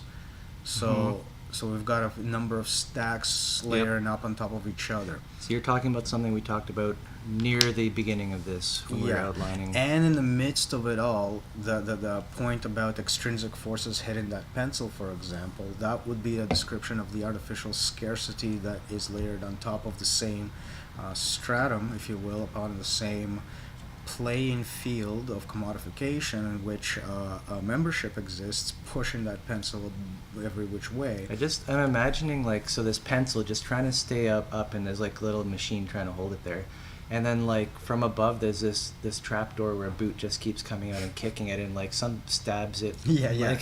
There's this machine above just arbitrarily keeps fucking with it. And then the argument is you take all of these extrinsic forces, internalize them, resisting the externalization, and then having them being more of an internal reflection of forces allows you to respond and restabilize yourself back and forth against these forces, diminishing their power, or diminishing their energetic power, if you will, their ability to actually destabilize you.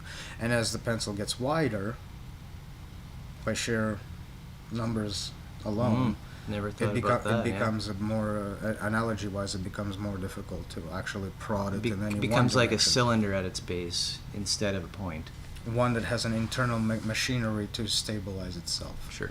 Yeah. Like, you know those cubes that stand on the corner? Oh, I do. With that, shall we take a break, skis?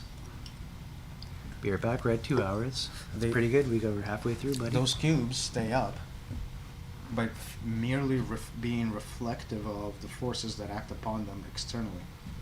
So as it starts to fall one way, internally it compensates in the opposite direction, and Very it does cool. that all the time. Mm-hmm.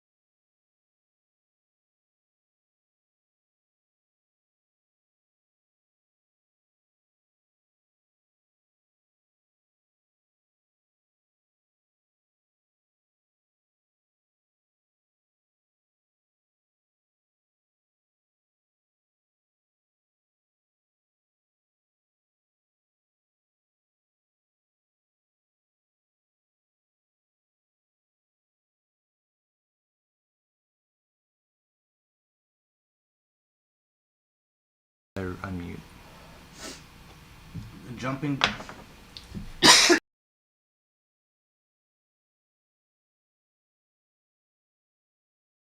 Going through the domains of progress Mm-hmm. as it pertains to oneself is the easier description. Yeah, well, that's what I mean. That we need we need to be introduced.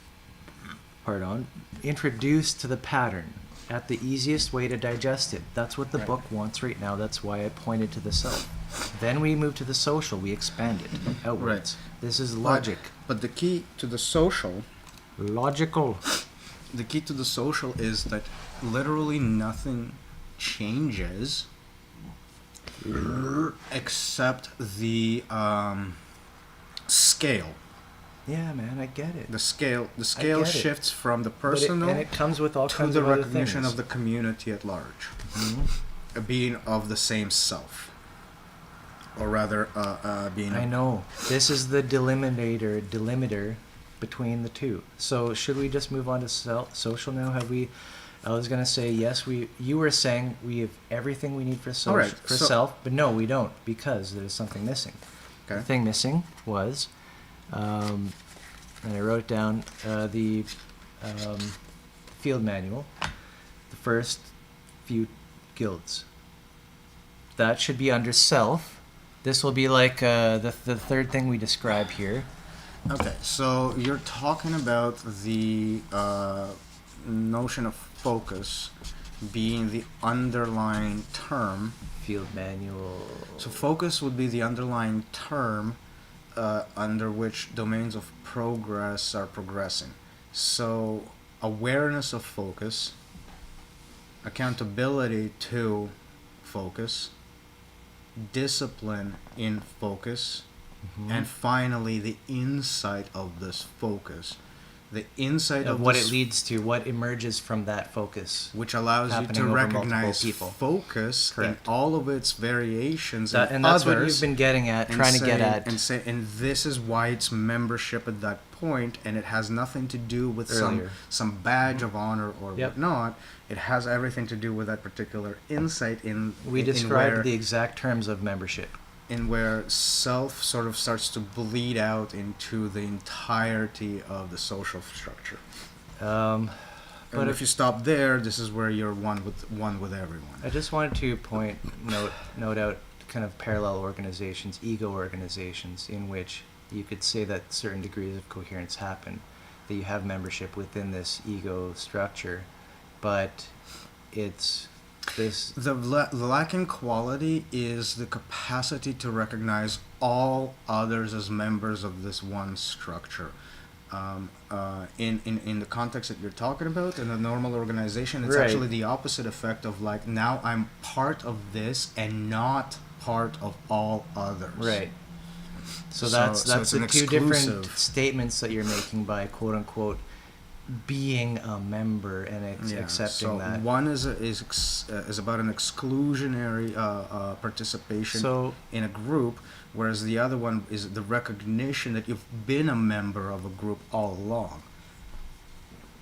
So this reminds me about a comment I made that Portal Mountain is an isomorphic motorcycle club. And it's for this reason I wanted to make the juxtaposition. If you look into motorcycle culture and all that, it is what you're describing. As you would expect, you're a member of this to exclusion of others, even to the point of club, wife, child. Like They're all different clubs. They'll find out your priorities through testing and then whatever. Right? Yeah, those are all the hierarchical participation structures that this undermines, really. And Right. This So particular instead, participation the is membership in a Portal Mountain or the guild is this recognition that what you didn't consider to be a member is in fact a member one way or the other. of something Inescapable. greater than that well Yeah. but yeah, right. So And that- at the same time, I gotta put a caveat in there in that this kind of language also has a tendency to normalize people in a way, and saying that all people are one person. or one type of agency, and so it serves to normally it would serve to reduce the categorically Right. into what we're trying to say here is something different, and in that is that membership is not some kind of club, but rather a recognition Right. of a process within others that qualitatively is reflected everywhere, Right. regardless of affiliation in the A abstract specific sense. process, which we are highlighting. In particular, like the club of humanity, or the club of animals, or the club of mammals, like those are all inclusive regardless of what badge or mental affiliation you might have. Right. And even those are technically badge clubs based on So rudimentary sciences that we have. Is to club the clarify, actual classify. like dichotomous inverse of guild? Maybe. I like that. I don't mind it. Cool. It sounds good. We'll put it. And We'll club put it to the doesn't test. sound bad, We'll put it to the test. right? High five. Our the guild would create a club version, but the difference would be is that it's going to be entirely ephemeral, because the membership flows from Okay. any organization that is guild. Remember Sentient Machine? And how you have this as like inner guild within the guild of this ability? Yeah. Something present to the guilds. If it's present within that, then this points to a difference between that club and a guild, Embedding it with a domain language, and then allowing, which acknowledges other domain languages to potentially be speaking the same thing, quote unquote. and then having a translation layers between them. Right. That's the self-referential element that is necessary. For the guild, which is missing from any club, but it's not to say any club couldn't adopt this Sentient Machine guild Tangent time. and suddenly So do you know what this is a reflection of? be on board. Suddenly be on board. So I just want to do a tangent into mimetic standard model of mimetics, rather. Mm-hmm. Tangent, good. Yeah. So Back this, to the, so this, the essay. so this, Your essay. so this sort of a formulation of mirroring in a circle kind of a thing goes back to the Quine relay. In that this is the structure that we're talking Mhm, about, mhm. in which it The can polymorphic Quine. be polymorphic Quine relay that is also polyglottal. It's all part of that same mechanism. Polyglottal polymorphic Quine relay. Yeah, it's a mouthful. Or is it polyglottal polymorphic polyglottal?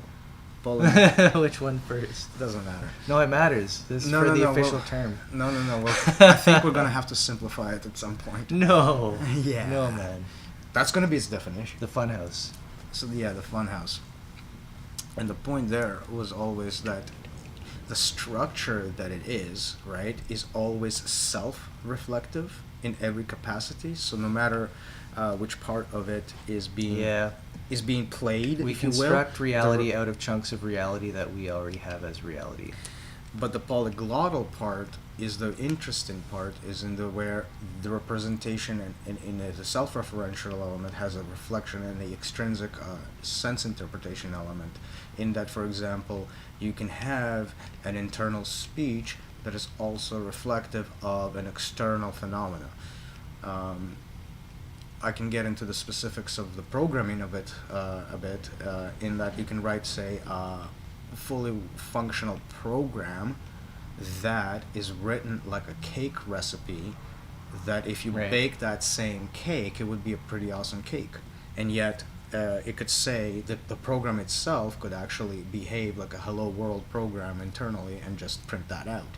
And so this ability to morph language into other functionalities is really So key. you'd almost like break that program down into its sense chunk bytes and then create a new translation chunking out of the raw material and chunk that and then have a sense making layer to like translate. And so why this tangent is because the point about member recognizing member and all of a sudden having this unified, if you will, network of understanding of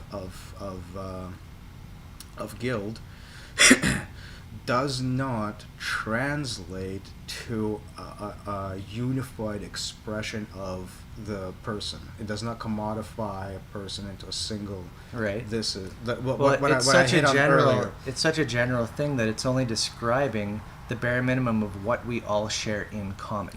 That's the description. That's the model. my point being is that because our description revolves around only the quine itself, but this quine has this polyglottic capacity. What we're also saying is that even though this unity is discussed as a universal, we're not speaking to a universal person, because the extrinsic expressions of it, right, they don't follow the pattern of this model at all, which is part of the reason why they can form death circles that do not reciprocate back in a balanced way. In fact, those death circles are necessary to move on to the next layer in a hodgepodge fashion, like reaching out and then seeing what works, what doesn't, and then catching on to the Typical. to the one that does. It's just unfortunate we got caught up in the tornado instead. The point being there is that an extrinsic expression of it, we touched on this actually in the last meeting, and the extrinsic expression of it would come out in various different ways, like for example animism back from pre-civilization, Buddhism that I like to pick on with the dawn of or in the mid of civilization before technological revolutions that made technical capacities dominate, and now the technical expression that we are attempting with Portal Mountain to follow through with the exact same reiteration. So the point really being is that this realization of membership, this realization of the guild, does not amount to uniform, abstract, extrinsic, written down doctrine in any capacity, because those would be those polyglottic remainders surrounding the inner core that we are essentially trying to create yet another representation of on the outside. Doesn't rely on specific artifacts to get the message across. It's not supposed to. Yeah, and so written in stone. And this tangent is important because if the search is for some kind of objective truth exposition with regards to the content of this write-up, of this book, is not going to lead in a direction that is when we don't have going to well, this is why the book is take it or leave it. This is why it's going to be like that, and this is really the reason. This is where we're not interfacing with any system of thought of anything. Which is we're relying on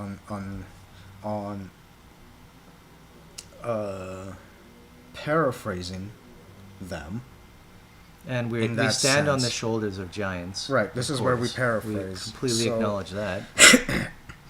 But all in all, the purpose of this paraphrasing is to stitch together this extrinsic representation that can eventually hit home and take part of the intrinsic representation that is no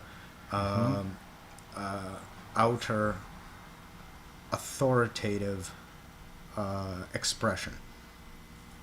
Right? So if there's no authoritative expression, we don't take it on authority. I follow you. I get you. The things we've lifted from others are not taken as an authoritative stance or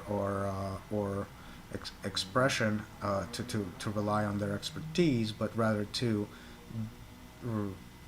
paint the picture that was understood, that was painted before, to rely on their great works, so to speak, to bring the metaphor home.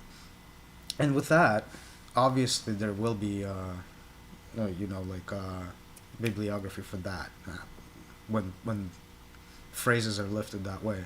Mm-hmm. But the idea that this work is a stitching together of a study of other people is not really in the same boat of the authors of the book. No, but we've ourselves have been transformed, our own lives transformed by certain expressions here and there, our work transformed at so many points just by taking in what the world has to offer, what you try to interpret. Right? Yes. So this is our work. Setting the expectation that this isn't a case, this isn't a study We're not trying to be an academic proof of something. Of stitching together their ideas. Rather, Yeah. this is an exposition of experiences. Well, it's years of colored work. by Years of work. colored by those the works that we've read. Certain shared traumas, you could say, that many of us can understand.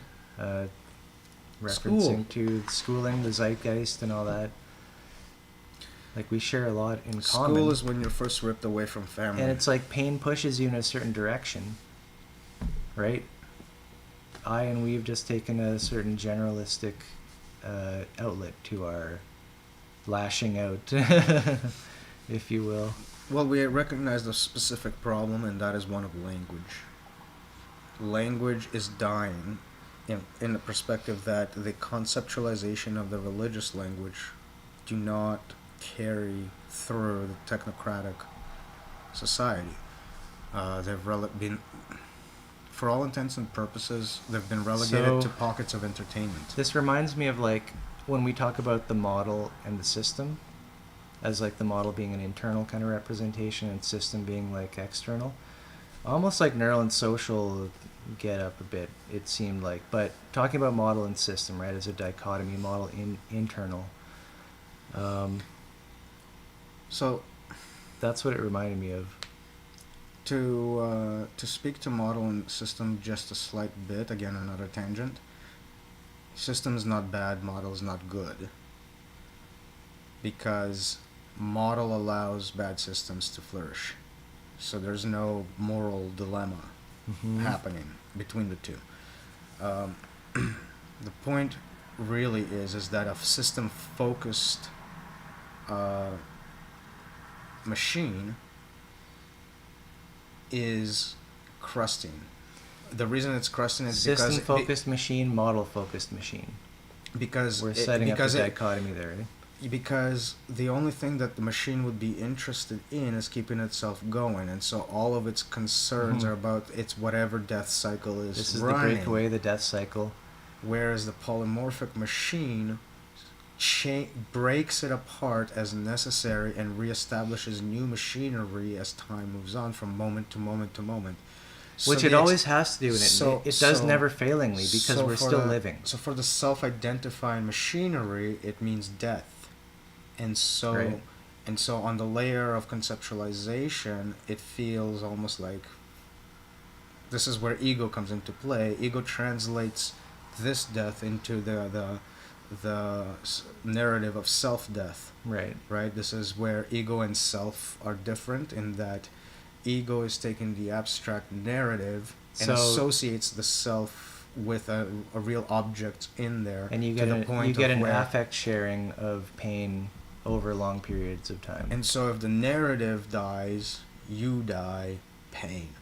But you're not still dead, you're still, something is still sustaining you, and yet you're barely able to stay alive enough to feel the pain of that you have died.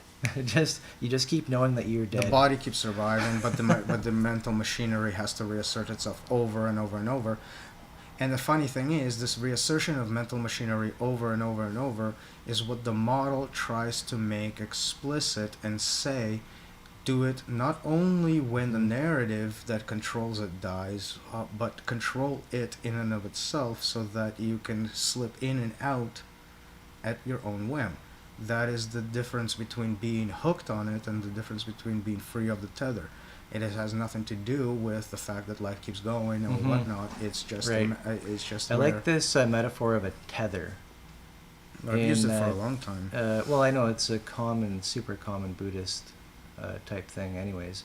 But just this idea of what it's holding on to, something, and this is like, to me, this is a major revelation point or membership moment or rebirth moment. When the tether is cut, quote unquote, it's a, let's say, dramatic feeling, narrative that people feel in their lives can encounter. Well, look at the way it's set up. In which the whole, this, something is hooked onto another and it gets broken off completely. And then you're just left with the other thing. And even to let go of the narrative that the ego keeps holding on to is a threat to the ego, because as soon as you do that, that's the narrative ego is holding on to.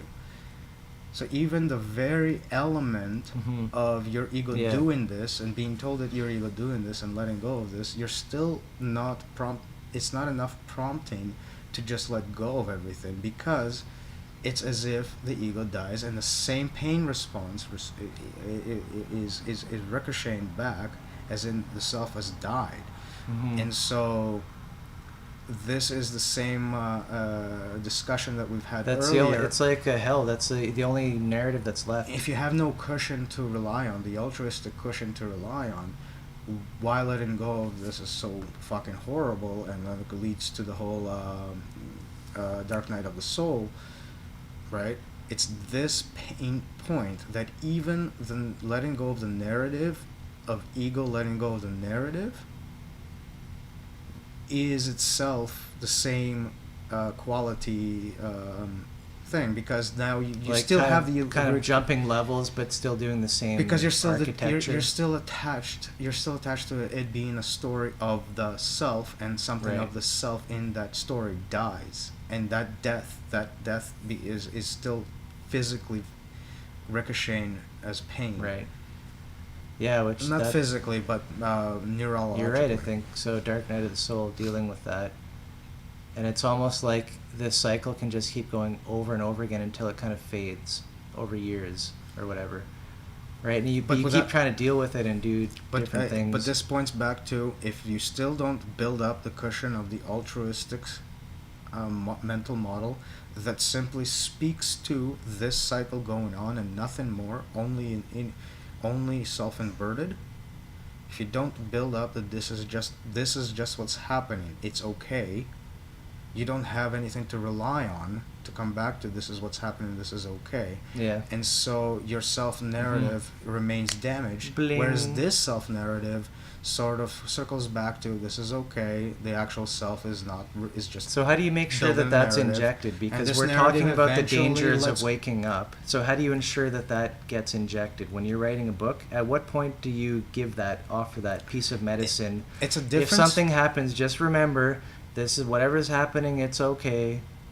Is there a mantra or something? the Like you put a analogy- caution sign and say, the remember analogy this. is as When like- going forward, some shit's going to happen to you, and then you're going to have It's to an do a addiction. mantra to your own head saying, It's an addiction. it's okay, whatever has happened, it's okay, I'm still here. What is the mantra? The mantra is, this is an addiction. That sounds negative. That sounds It is. bad. That's the first part. This So is the like- positive, remember? So okay, addiction. Addictions do not get rid of. You cannot get rid of your addiction cold turkey, in a general sense, for one very specific reason. Especially if Once it's you've alcohol. once you've removed your addiction, you're habituated to it, right? If you're habituated to something and you get rid of it, what are you going to do in its place? You have now a vacant a slot power of time. void. Exactly. It's like overthrowing a democracy or a government, and then This power is- has to suck into the vacuum. The same argument goes for the Dark Night of the Soul. If you just drop ego as bad, you're literally putting yourself into a power void of we got nothing to replace it with, and the only Ego bad. and the only tools that you still have available to you are all ego based.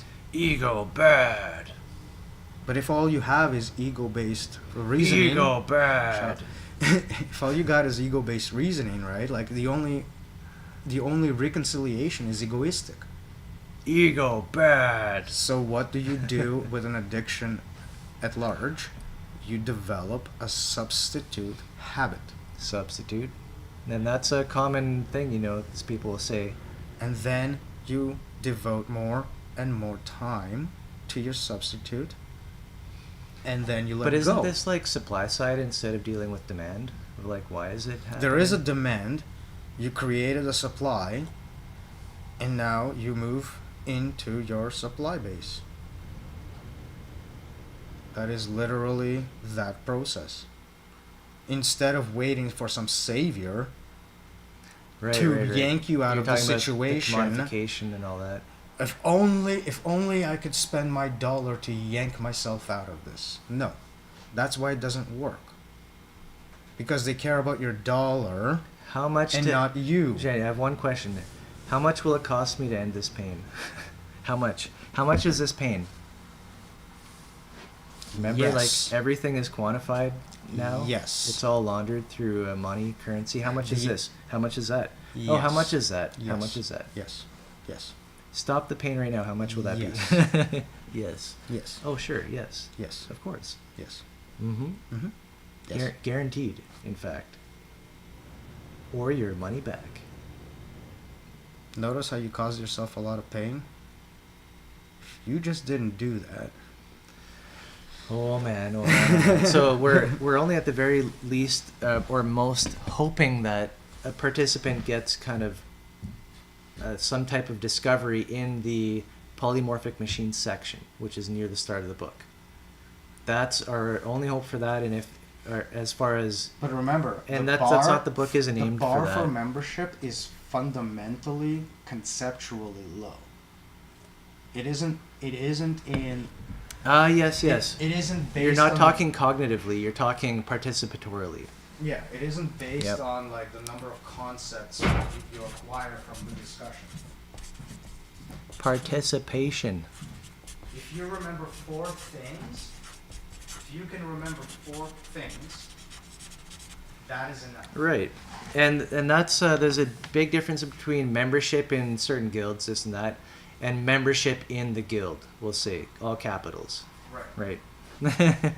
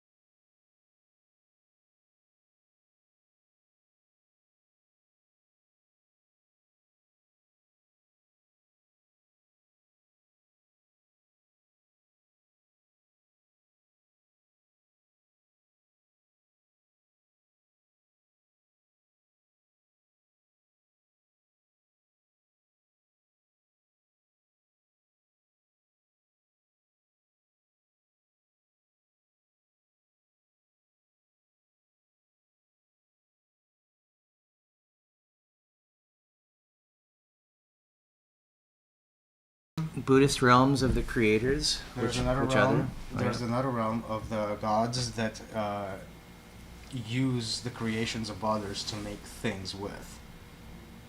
Right. Then there's the Asura, which are like the takers of like the crime lords, if you will. Mm-hmm.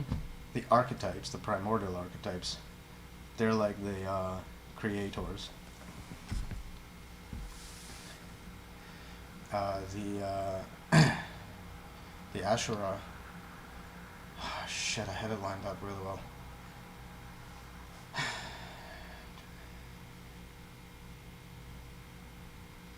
With the APS archetypes? Yeah, there's the APS. Oh, the collectors. So they're the collectors. So the collector is an archetype, right? We have a layer of the Ashura that right. we would call this the collectors. So there's like a layer of reality of collectors, and one of creation, which is like the absurd layer. Cool. Yeah, and then the Grandmaster would be on top of all. But yeah, like there's like it's a kind of neat parallel, I think. So is that a new chart or? No, I just thought about it. I have no idea where it goes. I do enjoy linking to Buddhist type stuff. Yes, we are recording. Again, here's your lighter, sir. Oh yeah. No, it's just a thought I had in that we can actually evolve the mythology and recuperate Buddhist conceptualizations of them into something more realistic. So if you could have a layer of collectors, it's a real layer. It's not mythologically speaking. There is a collection layer. Taxes is part of it. Oh my god, that's loud. Right? Business is part of it. That's like the entire Ashura layer. Creative layer is like between engineering and... Okay, say that again. I'll write down a table. We have the Buddhist stuff. It's just rough. So there's one layer which is like the creators, like the manifest reality. Creators. Then there's another one which is gods that utilize the creations of others. The users. Yeah. So on our end, it's like creators would be primordials and the collectors. So creator, primordial archetypes. Either uncertainty or primordial. I don't know.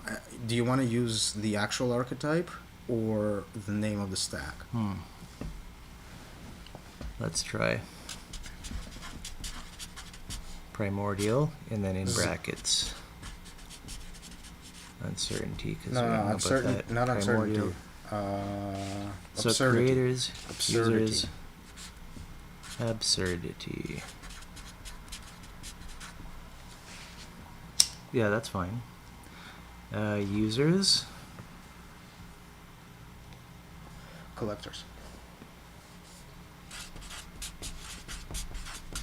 Okay, continue. That's all I have so far. So what are the other Buddhist things? You were saying asuras. I don't even see that anywhere here. So please list off the... Oh, shit. What is asuras? Asuras. Like, I don't know where that's... They're like demigods.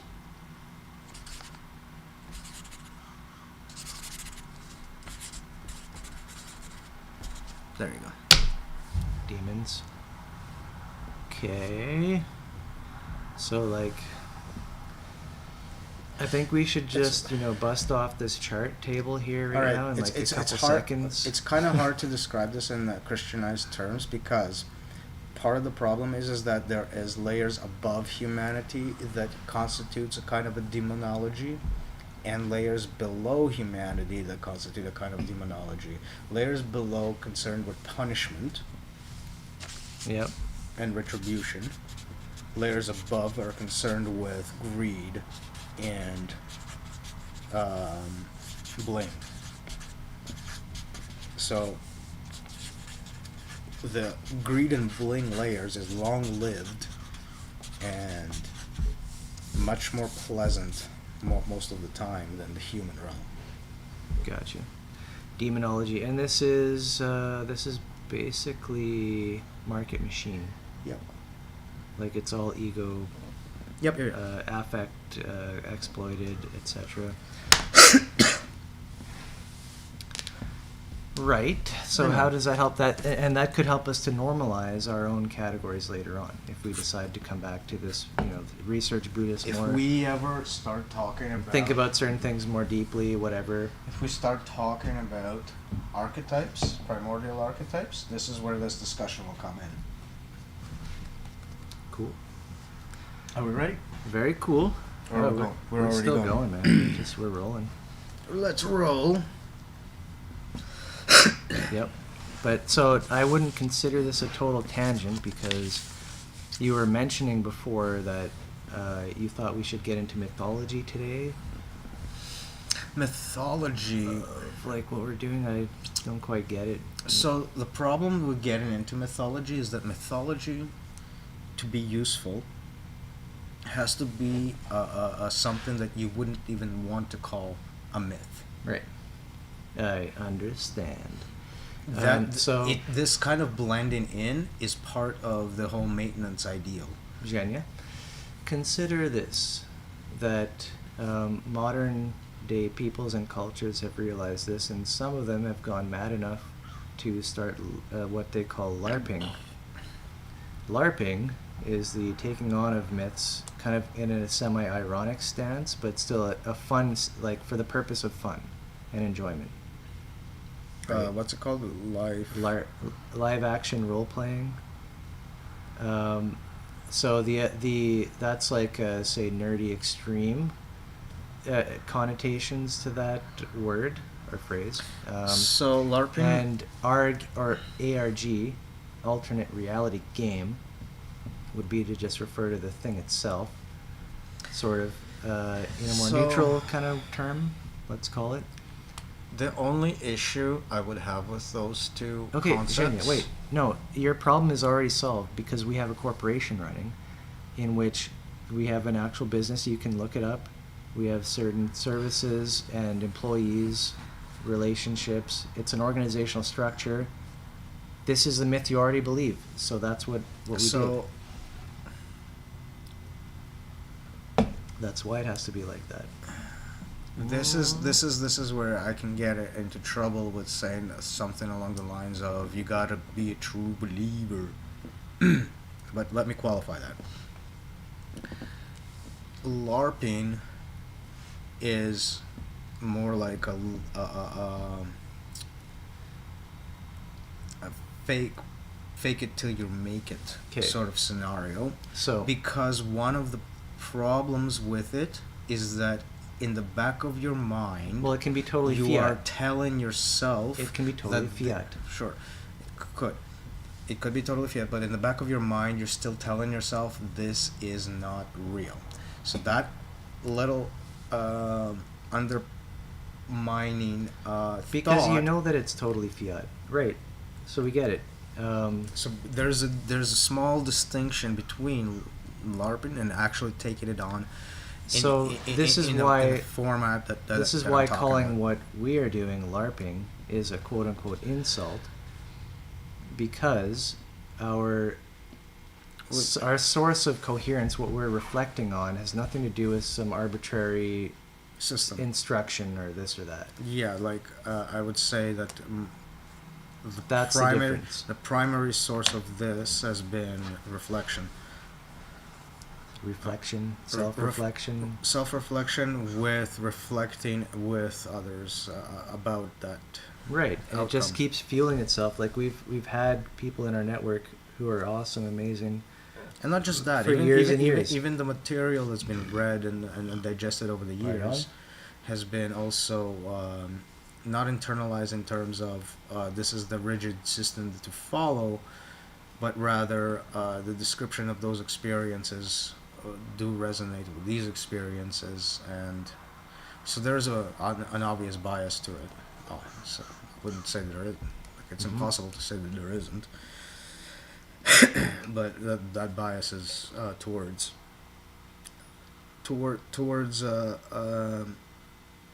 finding a reflective way to describe it in total. I would say. We've dropped off the edge again. Off the edge once again. Into the void. At least my mind has, and whenever I encounter the what do you call it? The paradox. Capital P. Well, that's the difficulty with trying to relate quality rather than quantity. There is no consensus on the categories that are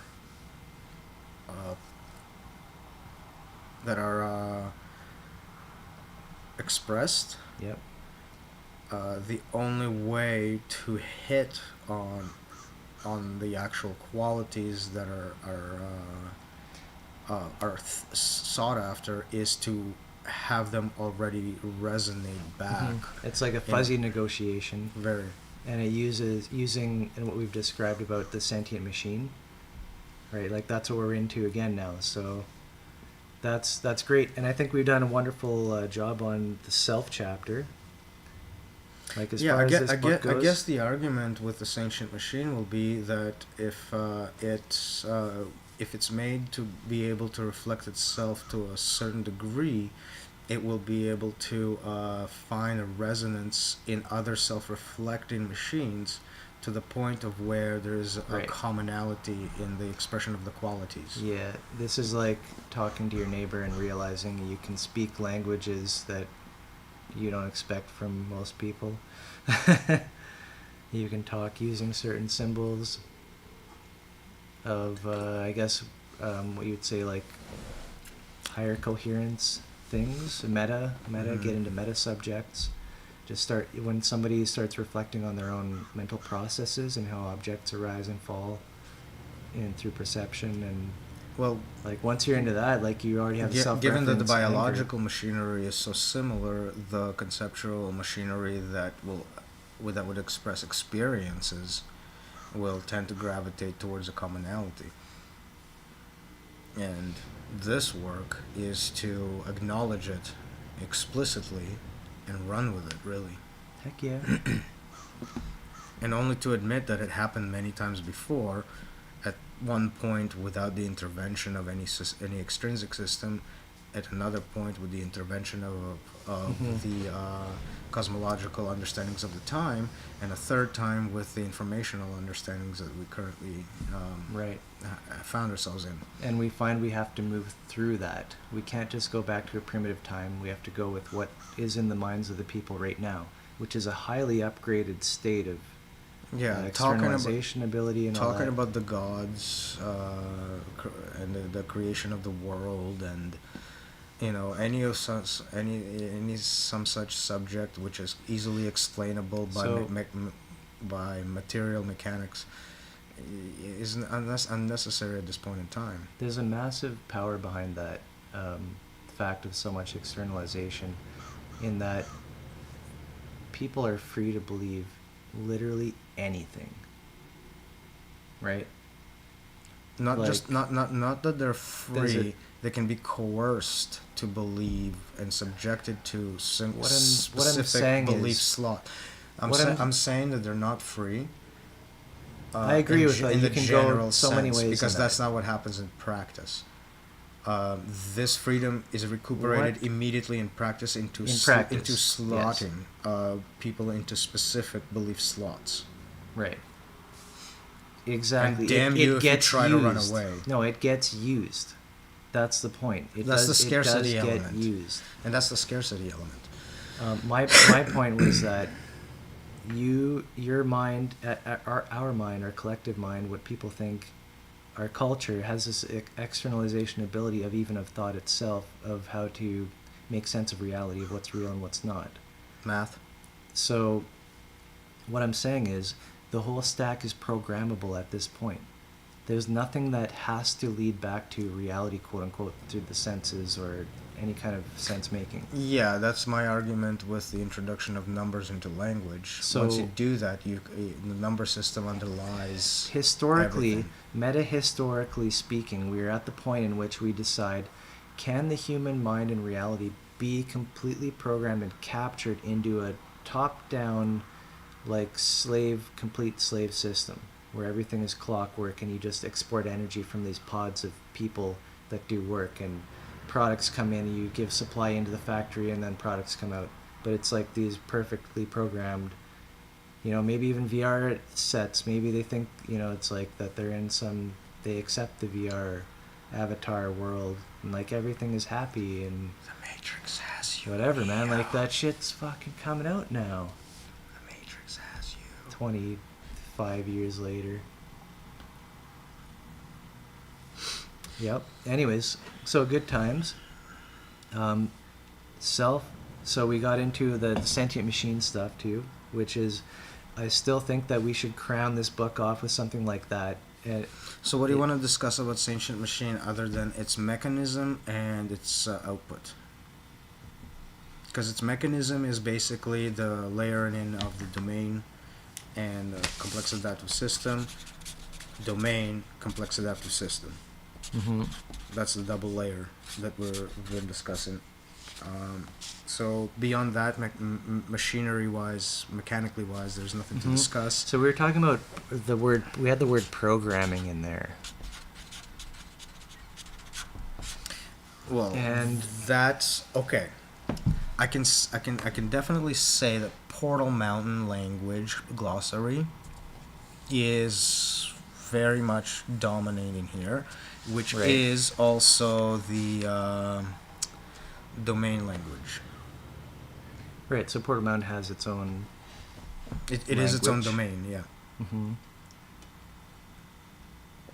Right, and same with every other guild, is its own potentially complex adaptive system. If you want to make a parallel to that with the realms in Buddhism, that is a pure land. So domains of collectors, the domain of the collectors, the domain of the absurd. Mm-hmm.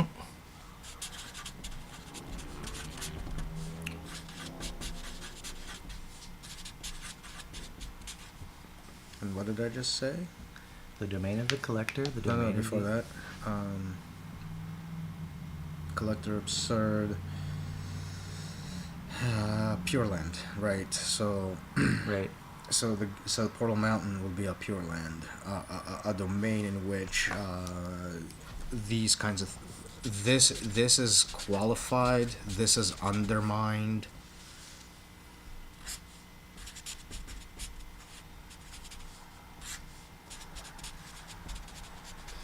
I can sketch it out for you, man, but I don't quite. I mean, keep going, man. What's happening is that this disintegrates that. This disintegrates that. So the creation dissipates into oblivion. Collection dissipates into oblivion. Realization comes into the fact of altruism. All of these different ways of disintegration are the removing of the fake. I see where removing of the ontological. So you made a very deep fundamental connection there, I think, about the even difference between simply the absurd and collector. I'm thinking as like grandmaster collector dichotomy, like the polymorphic / or market machine dichotomy, both kind of succumb, if you will, to entropy. And grand mastery would lie outside of all this because there would be nothing to disintegrate anymore. That is what's left. So as these things disappear, rest. This is the point of rest. Lots of conceptual rest. Lots of rest. And the interesting thing is when you have lots of rest, all you want to do is party and celebrate and dance to music with all your peeps and everybody chilling and resting the fuck out of it. This is like the origin of why the feast economy got hijacked. Because everybody just wants to rest and party. Party. Yeah, it does come back to that. But that Celebrate. That, So but that but that The internal, world's biggest celebration which is interesting. is coming up. This what you're saying is that the normal state of living is one of celebration. Mm-hmm. The other point Buddhists have made is that this point of rest, nirvana, the detachment from the tether, is in its own the fundamental joy of living in and Right. of itself. That exposes that. That life is It exposes that. It exposes that life in and of itself is fundamentally pleasant. Joyous in and of itself is joy, as is, without any additional attribution, any conceptual elaboration, Right. anything to add to it. No homo. What? Just nothing. No connotations. It's not gay at all. Okay. Yeah, I guess so. Yeah, so Just a little side trip there. Humorous exposition on the breakaway civilization. I never thought I'd actually dive into any realms, but this is a connection because there's like different kinds So of describe. in Buddhism. There's different kinds of pure lands that have to do with different degrees of focus, right? So Sure. That sounds like what we do. And what's interesting about that is Portal Mountain is divided up into the lobby, the campus, and the academy. This is all very similar in nature to that. So those both act as different pure lands. Mm-hmm. In which And it does make a virtual structure, right? exactly Like if you're in the campus, let's say that it's a guild in a building like this or whatever, what that means is when you're having a meeting, when you're making campus space, it's to the exclusion of those who are not in the campus guild, right? This goes with any guild. not to the exclusion, with the lack of interruption from. Lack of interruption from, right, because things flow down, shit flows downhill. Yeah, they're oblivious. Yeah, they're not going to be That was oblivious a key or left feature out. to what we can't do with Telegram is to allow one chat to flow into another chat, but you can't go the opposite way. You can just hear what happens in this one, but not respond. Right But you now can it's- start forum posts. That was the thing. So this is the whole dashboard discussion about the software, and maybe that even has to be a chapter. Where does Yeah. that fit in? You can never exclude the layers below because that fundamentally in the agile economic sense, whenever that exposition is reached, the demand side is excluding mastery and grandmastery in terms of its expression. You don't express demand as a master or a grandmaster. You only express demand as a member. And so, being an expression of a demand in the member is subject to the not whims,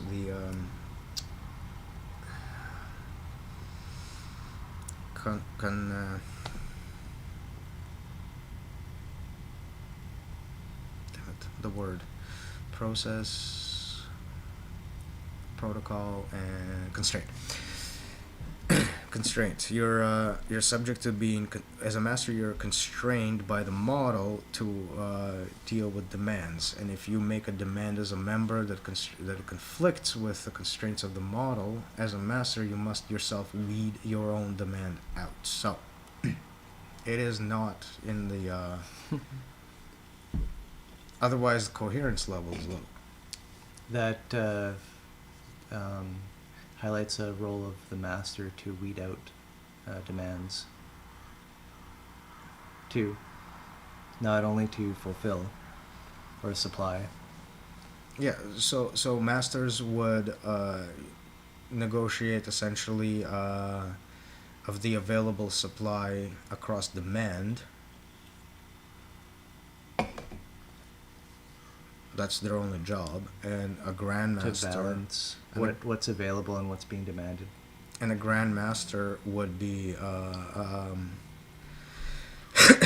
constraint on top of that to ensure that the grandmaster would have to be within the membership to see and evaluate the not efficiency but the outcome of which demands are being supplied. So they're sitting below everybody, almost sort of saying, okay, as a representative of this group, this is failing. If the representative of this group, this is failing. And so This reminds they push me- on the masters to. This reminds me of something brought up this week in Portal Mountain about. So it's like an inverted relationship.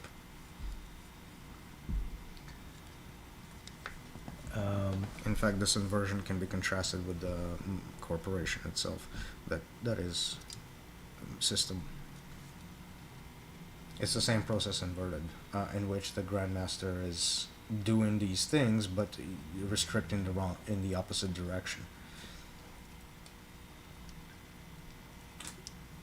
towards their So- own benefit. I was thinking about the embassy and one of the protocols there for gaining like a guide to have a three-way chat, like to start up a three-way chat relationship where you have A guy- someone from Portal Mountain as the guide, a silent guide, Yeah. watching a interaction between a member and a participant. Yeah, So we've that's had- the pair up. You have pair ups of member and participant, and you have We had an a attempt of that already. guide over top of it. I know, but so what I tried to talk about with this, it's been a long time coming and not a lot of stuff has happened with it, but I think that the as I mentioned, I think there's has been a lot of emphasis on the silent part of it, but not a lot of emphasis on when the guide would step in and say, you know, look, like what you're trying to do, boom, just use this model. Here's a model. Like, okay, I'm gone again. Like, here's the model. Use it. Like, Yeah. just these interjections and stuff like that. Telegram wise, this could only really happen if for every guide participant discussion with a silent observer, there's also a discussion between the silent observer and the guide on the side channel in which they can concentrate on both aspects, watching the Okay. chat and then So wait, you're saying talking to- the guide, the member as guide.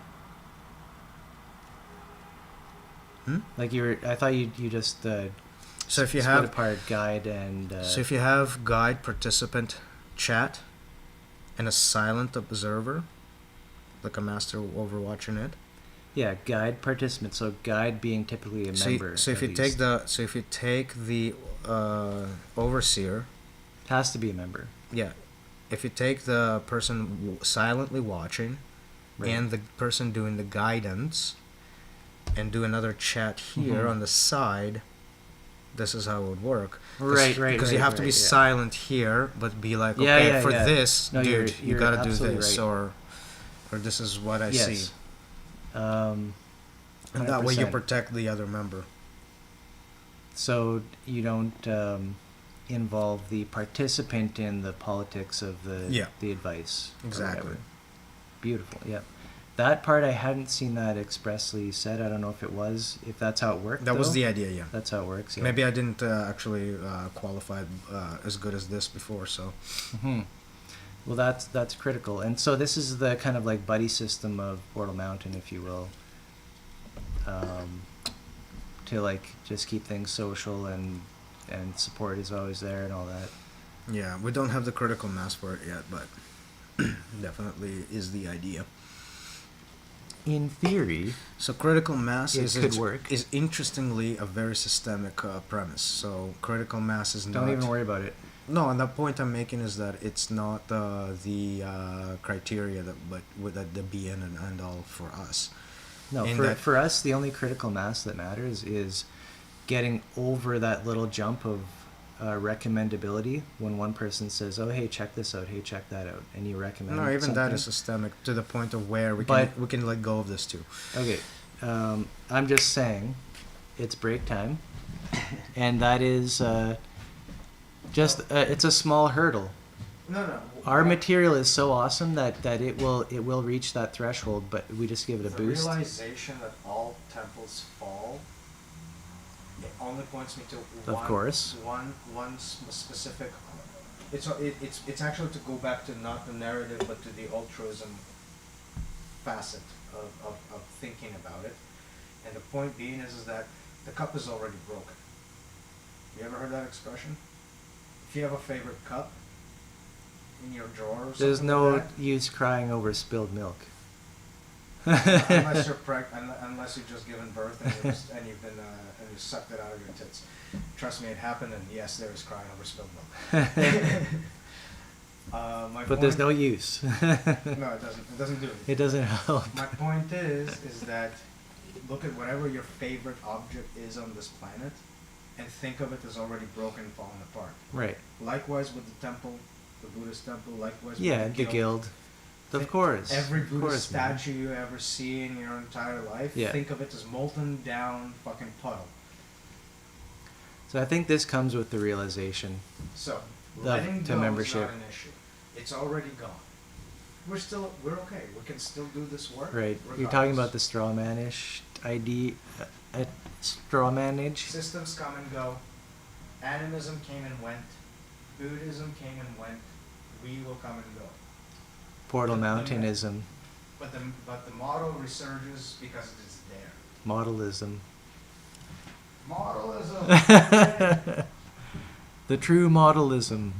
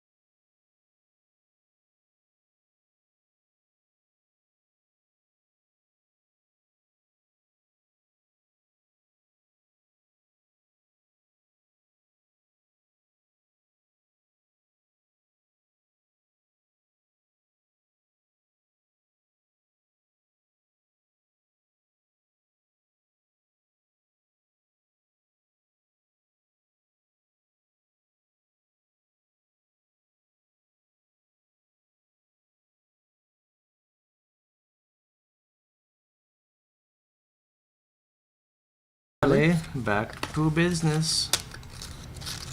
So, yep, mm-hmm.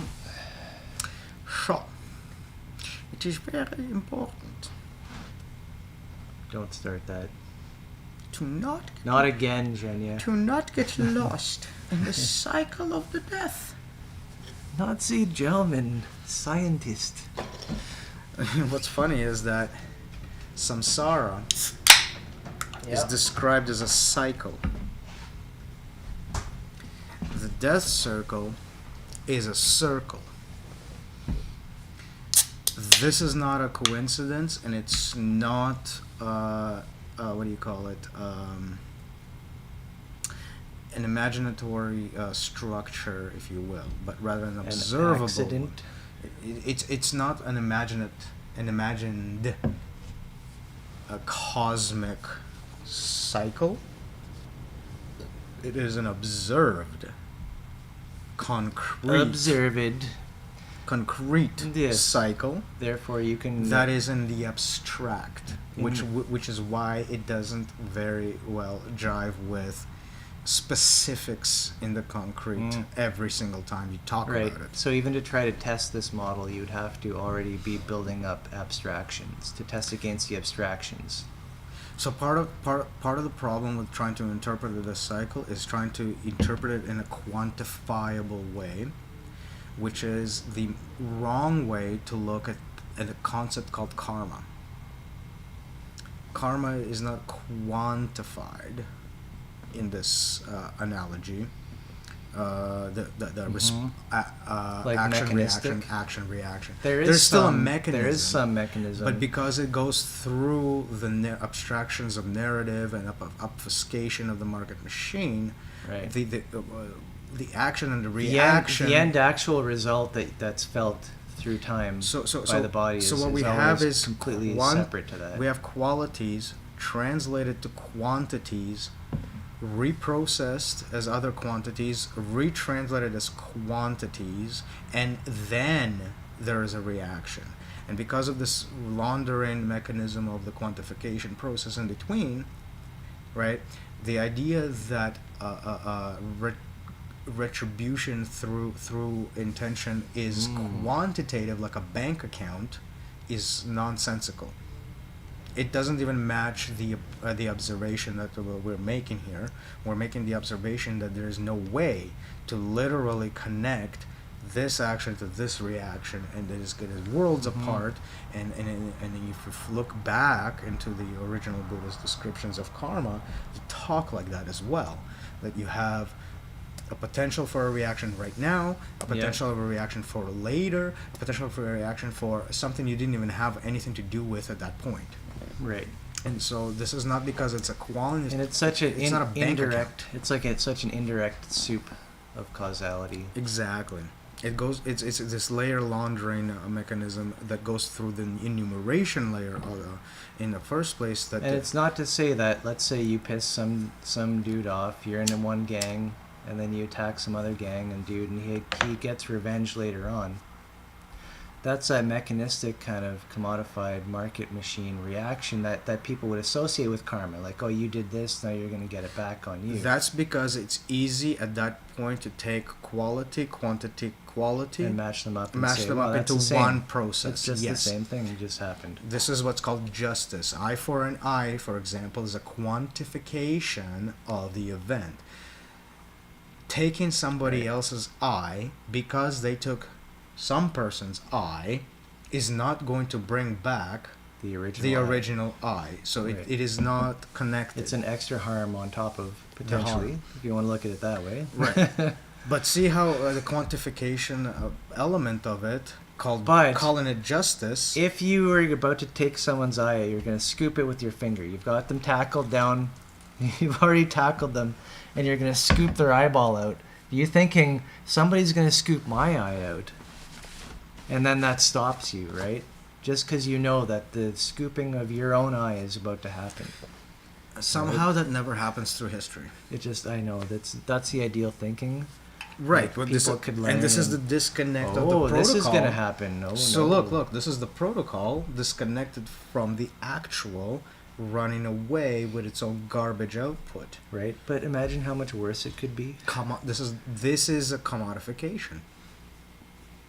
So what is the point taking of of law? an act What's the point of law and justice in a government if not to to control distribute acts in terms of quantity? the valid domain? To distribute the law distributes all activity across the board into quantifiable elements, at least for those who cannot purchase their way out of that market. No, I get that, and I know you're harping back to something you saw, and that's the way it is, man. Like No, I think this was always there's no depths out of the system which we cannot dredge, No, not really. but further. And yes. In terms of the system, yeah, you can only dig deeper. It's like being in a black hole. Every direction is towards the singularity. Even if you try to move away from the singularity, all energy output towards moving away from it will bring you closer to it. Because time and space switches axes. Everything's And so- inverted. It's like upside down land. It's not just that. You know, because you've been there. I can trust you. I know It's it. not that. I know It's- you were it's- correspondent on It's the a great, mathematical the description. great and black what hole it's- wars. No. This is past that. This is Black YouTube. hole wars. This is YouTube videos at this point. Come on. Okay. But the math basically goes, okay, time and space inverts axis. So instead of the singularity being a And what point, does that even mean? it cares, means man? that when you cross the horizon, Look, precious time. We got half an hour listen, left. let Okay, me finish. I'm just saying, 30 minutes. Let me finish. Finish? When you cross Okay, the okay. event horizon, the singularity no longer becomes a point in space towards which you're moving through time. Rather, it becomes a point in the future through which space moves towards. All space. So even if you direct yourself outward and Yeah. exert energy to move, that movement, being forward in time, moves you closer to the singularity. So you're just moving straight towards pure potentiality for the rest of time? Everything opening up? It's just a fucked up way to be. Everything behind you is in the past, everything in front of you is in the future, and you can actually make And- observations of those things. And then you finally have time to write your book. And then Finally I've arrived at the singularity. anyway, it's a fun little math teaser, if you will. That's the true rest once you've reached that point. Anyway, if you're For going to be elites only. watching YouTube videos, at least do yourself a favor and use the respectable ones. Well, that's hard to know beforehand. They're gonna have credentials. But, so, half hour left. Yep. First off, I just want to say thank you, buddy. Genya. I know I ventured more abstractly this time. I think we nailed the self section chapter, whatever is like the first next, in the guild dynamics section. As long And as lots the of good tangents. as long as the trajectory is seen as that whatever the self is cannot stay localized in terms of the progression part. It has Right. to move beyond itself. So this That's this where is you the want to crossing of the horizon, in which we've noted now in 3 different points. be. And you could Which look at we're going to come up to the crossing of the horizon and be like, okay, no, wait, we're coming back. We're doing self again in this mode. yeah. And then we approach the horizon again, and nope, we're coming back. Now we're going to do this way. And so the interesting part is that you can make the connection to PM in this way. Because the self in an abstract way moves outside of itself into this sort of projected la-la land of self and other being one and the same thing, the shape of this la-la land, if you want to call it that, in structure is what PM, Portal Mountain, is trying to also attach. so that you have a solid ground through which to navigate this abstract thought. Yep. It's So like adopt the franchise, Portal Mountain. Just become CEO of your own local branch, and which allows you to start doing the navigate thing. membership It's a in a more bootstrapping. in a straightforward It's a way. respectable bootstrap. I'm starting a company. More than Right. that, the chat network that we have, coming together and starting conversation. The craft that moves away from jumping from lobby to campus, right, and only having that conversation between members without interruption, Mhm. if you will. Right. This kind of silence. Yeah. So there's that rest element again Right. that comes up. But the secondary thing to that is that now the conversation is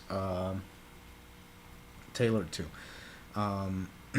Great Portal discussion on rest today. By the way. Portal Mountain creates a secondary layer on top of the real one, into which you reach out to other members in a specific protocoled way that is reflective of the membership itself. Conversation, broadcast.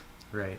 Um, And this is a very special and very critical component of any collection of people. To have this meta emergent kind of membership layer where it's a different guild, mhm. right? And interestingly enough, the jump from participation into membership is a kind of a jump of like would-be members individually chatting, jumping into a unified group of would-be masters chatting, Mm-hmm. right? And figuring out ways to reach back down until they do, and then Right. at that point mastery Right. happens with actual conversations again. Yeah. So they've had conversations to interesting, get yeah. them there, and then conversations return back to bring them further. The purpose of the campus being like sort of the practice of that projection back down. And to speak more in Joseph Campbell's words, it is the point of the hero's journey into which there's a significant shift in one's perspective, growth in one's detachment from the tribe as the tribe being its your sustainer, into being the sustainer of the tribe itself. So that old ancient Right, look at that, eh? that ancient ritual is what is being formulated here Boom. in a more explicit sense, to bring back the well, the entire coherence cycle is about reaching back down and taking that responsibility back to, and expressing what is on that way for the next generation, as it used to be, and now as a next conceptualization. Well, isn't education kind of like traditions of education a kind of already a reified and systemic kind of thing? Like culture is already something that repeats. If something that repeats, that means it's made up of Yeah, you can see symbols and you can whatnot. see the breaking away from the cycle, in that the people that reach in back to teach have been so far disconnected from any kind of community that they are extremely specialized, and all they can teach is that one specialization, disconnected from all other attributes of life. And so, yeah, sure, you have some remnant of You're that describing process. modern. Yeah, you have a remnant of that process. It's been commodified, if you will, to just simply do this one artificial cycle within the greater artificial cycle, none of which is reaching back down. because it's so disconnected from everything else that it's doing within itself. This makes me think Obfuscated. think that great what we've developed for the last few chapters and sections of this book, but also is there an add-on here that's like a spiritual, like biblical type component that just like the capstone, you know, that like wraps it all up? Like, are we missing anything? Because it should do that, shouldn't it? The book should do that, ideally. It's missing the very What's not there? strong note that what we're doing now is an extension of what we should be doing. So the point of this entire extrapolation is Self-referential, once again. not to say that we are so far gone and it's all hopeless, but to say that this circle of death is missing a component that used to be there and has been severely neglected. Mm-hmm. But the tools to And rebuild that's it, that return but command. the tools to rebuild it can never leave us. One, this is the discussion about animism, Buddhism, and even this coming up over and over and over. This is who we are. It never stops coming up. Our essential deep shared cognitive, all this stuff.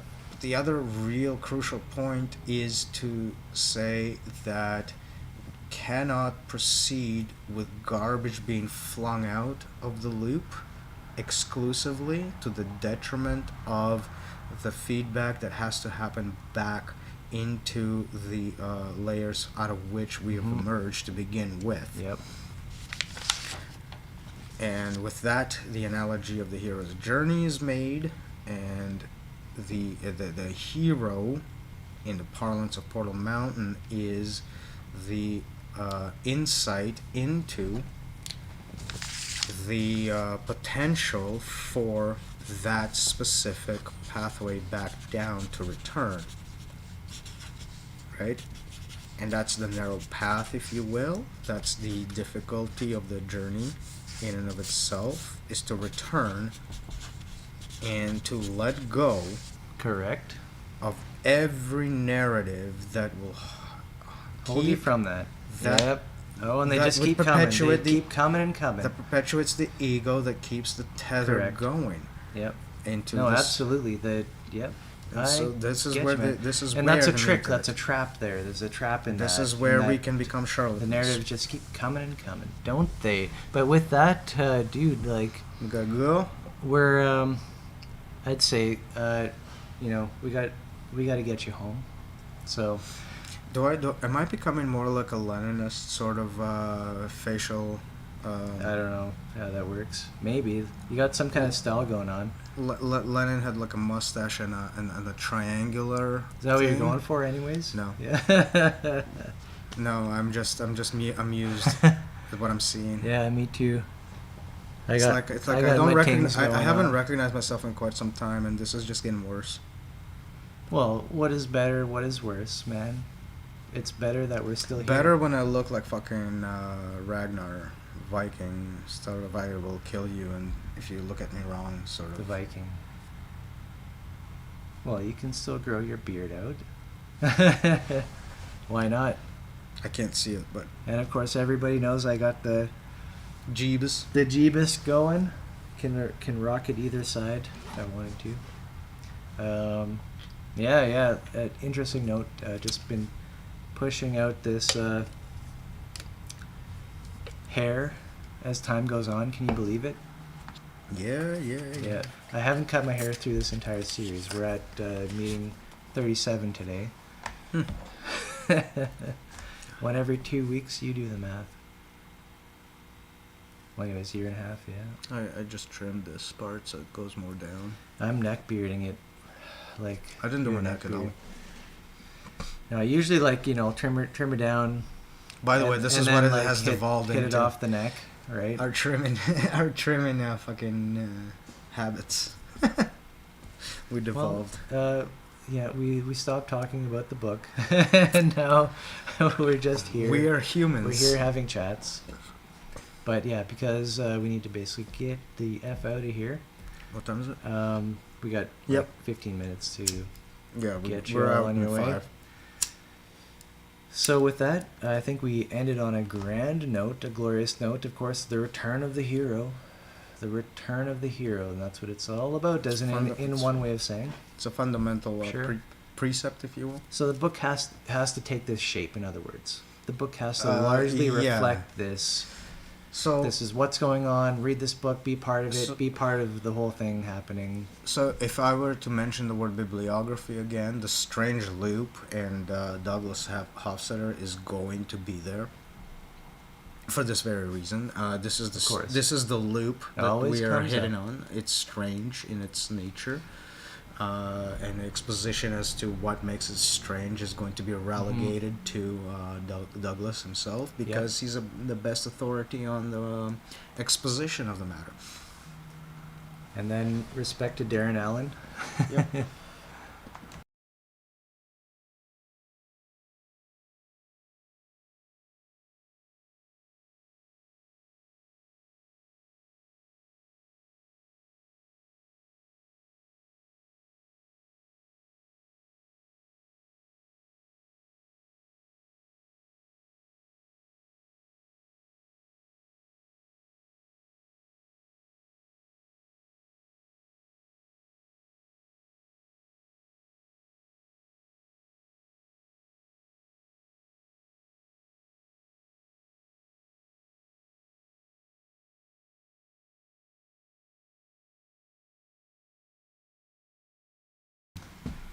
Just final notes. Where were we? We were smoking cigarettes and Yep, and just winding drinking down. the beers. That's what it's about. So, YouTube-wise, we still have 20 minutes, but we're out of here. So, just I love where that ended up going. The critical point of understanding the funhouse mechanism is there to introduce the complex adaptive system into the mental framework, right? And it's mainly sitting there to show that not only is the mechanism is only self-reflective in its natural manifestation, but that is not inherent as a blocker to extrinsic representation of other sensed information. That's the polyglottic element, where you can transform languages into something. So being smooth and adaptive. And so the crucial aspect of all of this is that you never, ever leave a self-reflection framework, no matter what is the extrinsic, because then you have the stopping problem.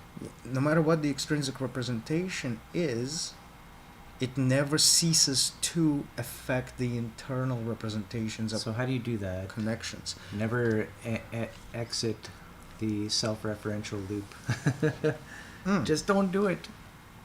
Don't do it. It sounds like it's a fucking trap, but this is the exact same reason why we have metaphor, why we have an ability to represent one set of events in a different way than the events have happened, why we can take something and write it back down in a different language than what it was. Why that's the building block of all meaning, anyways.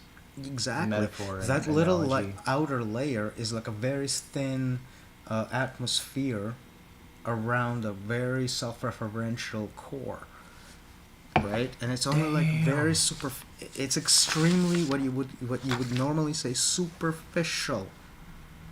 And now we have a new word for superficiality based on that model, and it is all the polyglottic crap that existed extrinsic to the self-referential structure itself. If it is only self-referential out there, that's right. That's a Zhenya, disconnect. you and your fundamentalism. I always knew you were a fundamentalist. But But you see how it works. It's not an Yes. accident. It's not a fucking. And there is part of the it's not Hall a of trick. Mirrors. There's one special mirror in the Hall of Mirrors which reflects the Hall of Mirrors itself and models that which the Why mirror don't you ever have model to- is. When you talk, like when I'm talking right now, why don't I have to sit back there and figure out every single word I have to say? Like, why is that not the thing? Calculation, because it's a smooth neural network burst of connections, relationships. Because this polyglottic thing, this attachment Yeah. to between Yeah, I know. story, We wouldn't be able to word, and talk- everything like that. People who think that the universe is a machine and it's all calculated and programmed, how the fuck do you program that? And even more, when you talk programming, everything is abstracted away into function names, into function names, into function names. So like the real core algorithms are hidden behind names and names and names and names and names. By the point the polyglot machine is expressing anything, it just needs little tiny triggers, i.e., dashboard levers, to produce sentences, to produce thoughts in verbal terms, Mhm. in writing terms, and all of Yeah, I that. getcha. It's so automated in that Well, little tiny thoughts, movements because, create all Zhenya, of these extreme reactions. in these thought ideas that we think are in different regions, they're actually all triggering similar regions and just with slight variations, right? So it's all triggering similar things. That's how you just But that superficial in layer, the moment. but that you emerge from superficial layer that's emergent from it, the polyglottic layer that's emergent from it, as a consequence in its of the complexity of our brains, especially Pardon? the capacity of our natural APS to offload memory and to relegate instinct to learning, right? That capacity between the delay, why we don't walk when we're born. We need to learn how to walk or use Yep. our own bodies much more Right. for longer. We offload that to an extrinsic mechanism of which writing Right. is an extension of. And that points to the whole virtual reality conversation. So our brain virtualizes everything to the point of where that we it's- can be fully programmed top to bottom. That came up today, and honestly, with that, I think unless any final notes, like we gotta bust out of here. We're at pretty much our time limit. as much as superficial.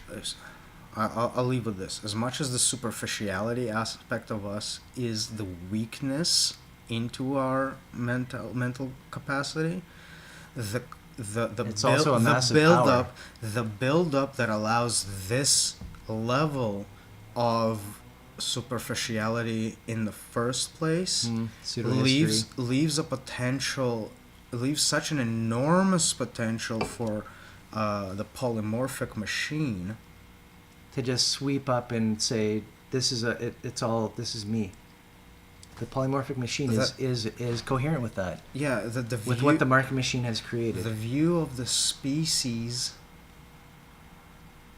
with that in mind versus with that out of mind becomes This a is, very different outlook in and of itself, and life itself takes on a very different grand meaning. That's a very tough one, and that's a huge motivator too. Well, if phrased correctly, which I'm not sure I'm doing at all. Right. It's like there's no point in dooming. Pure potentiality is so much more than this. It's so much more than we could even imagine. Yeah, the nihilistic approach. All you can do is celebrate. The nihilistic approach takes all of that superficiality and says there's nothing else. I know. Yeah, right. But here we are, gentlemen, ladies and gentlemen.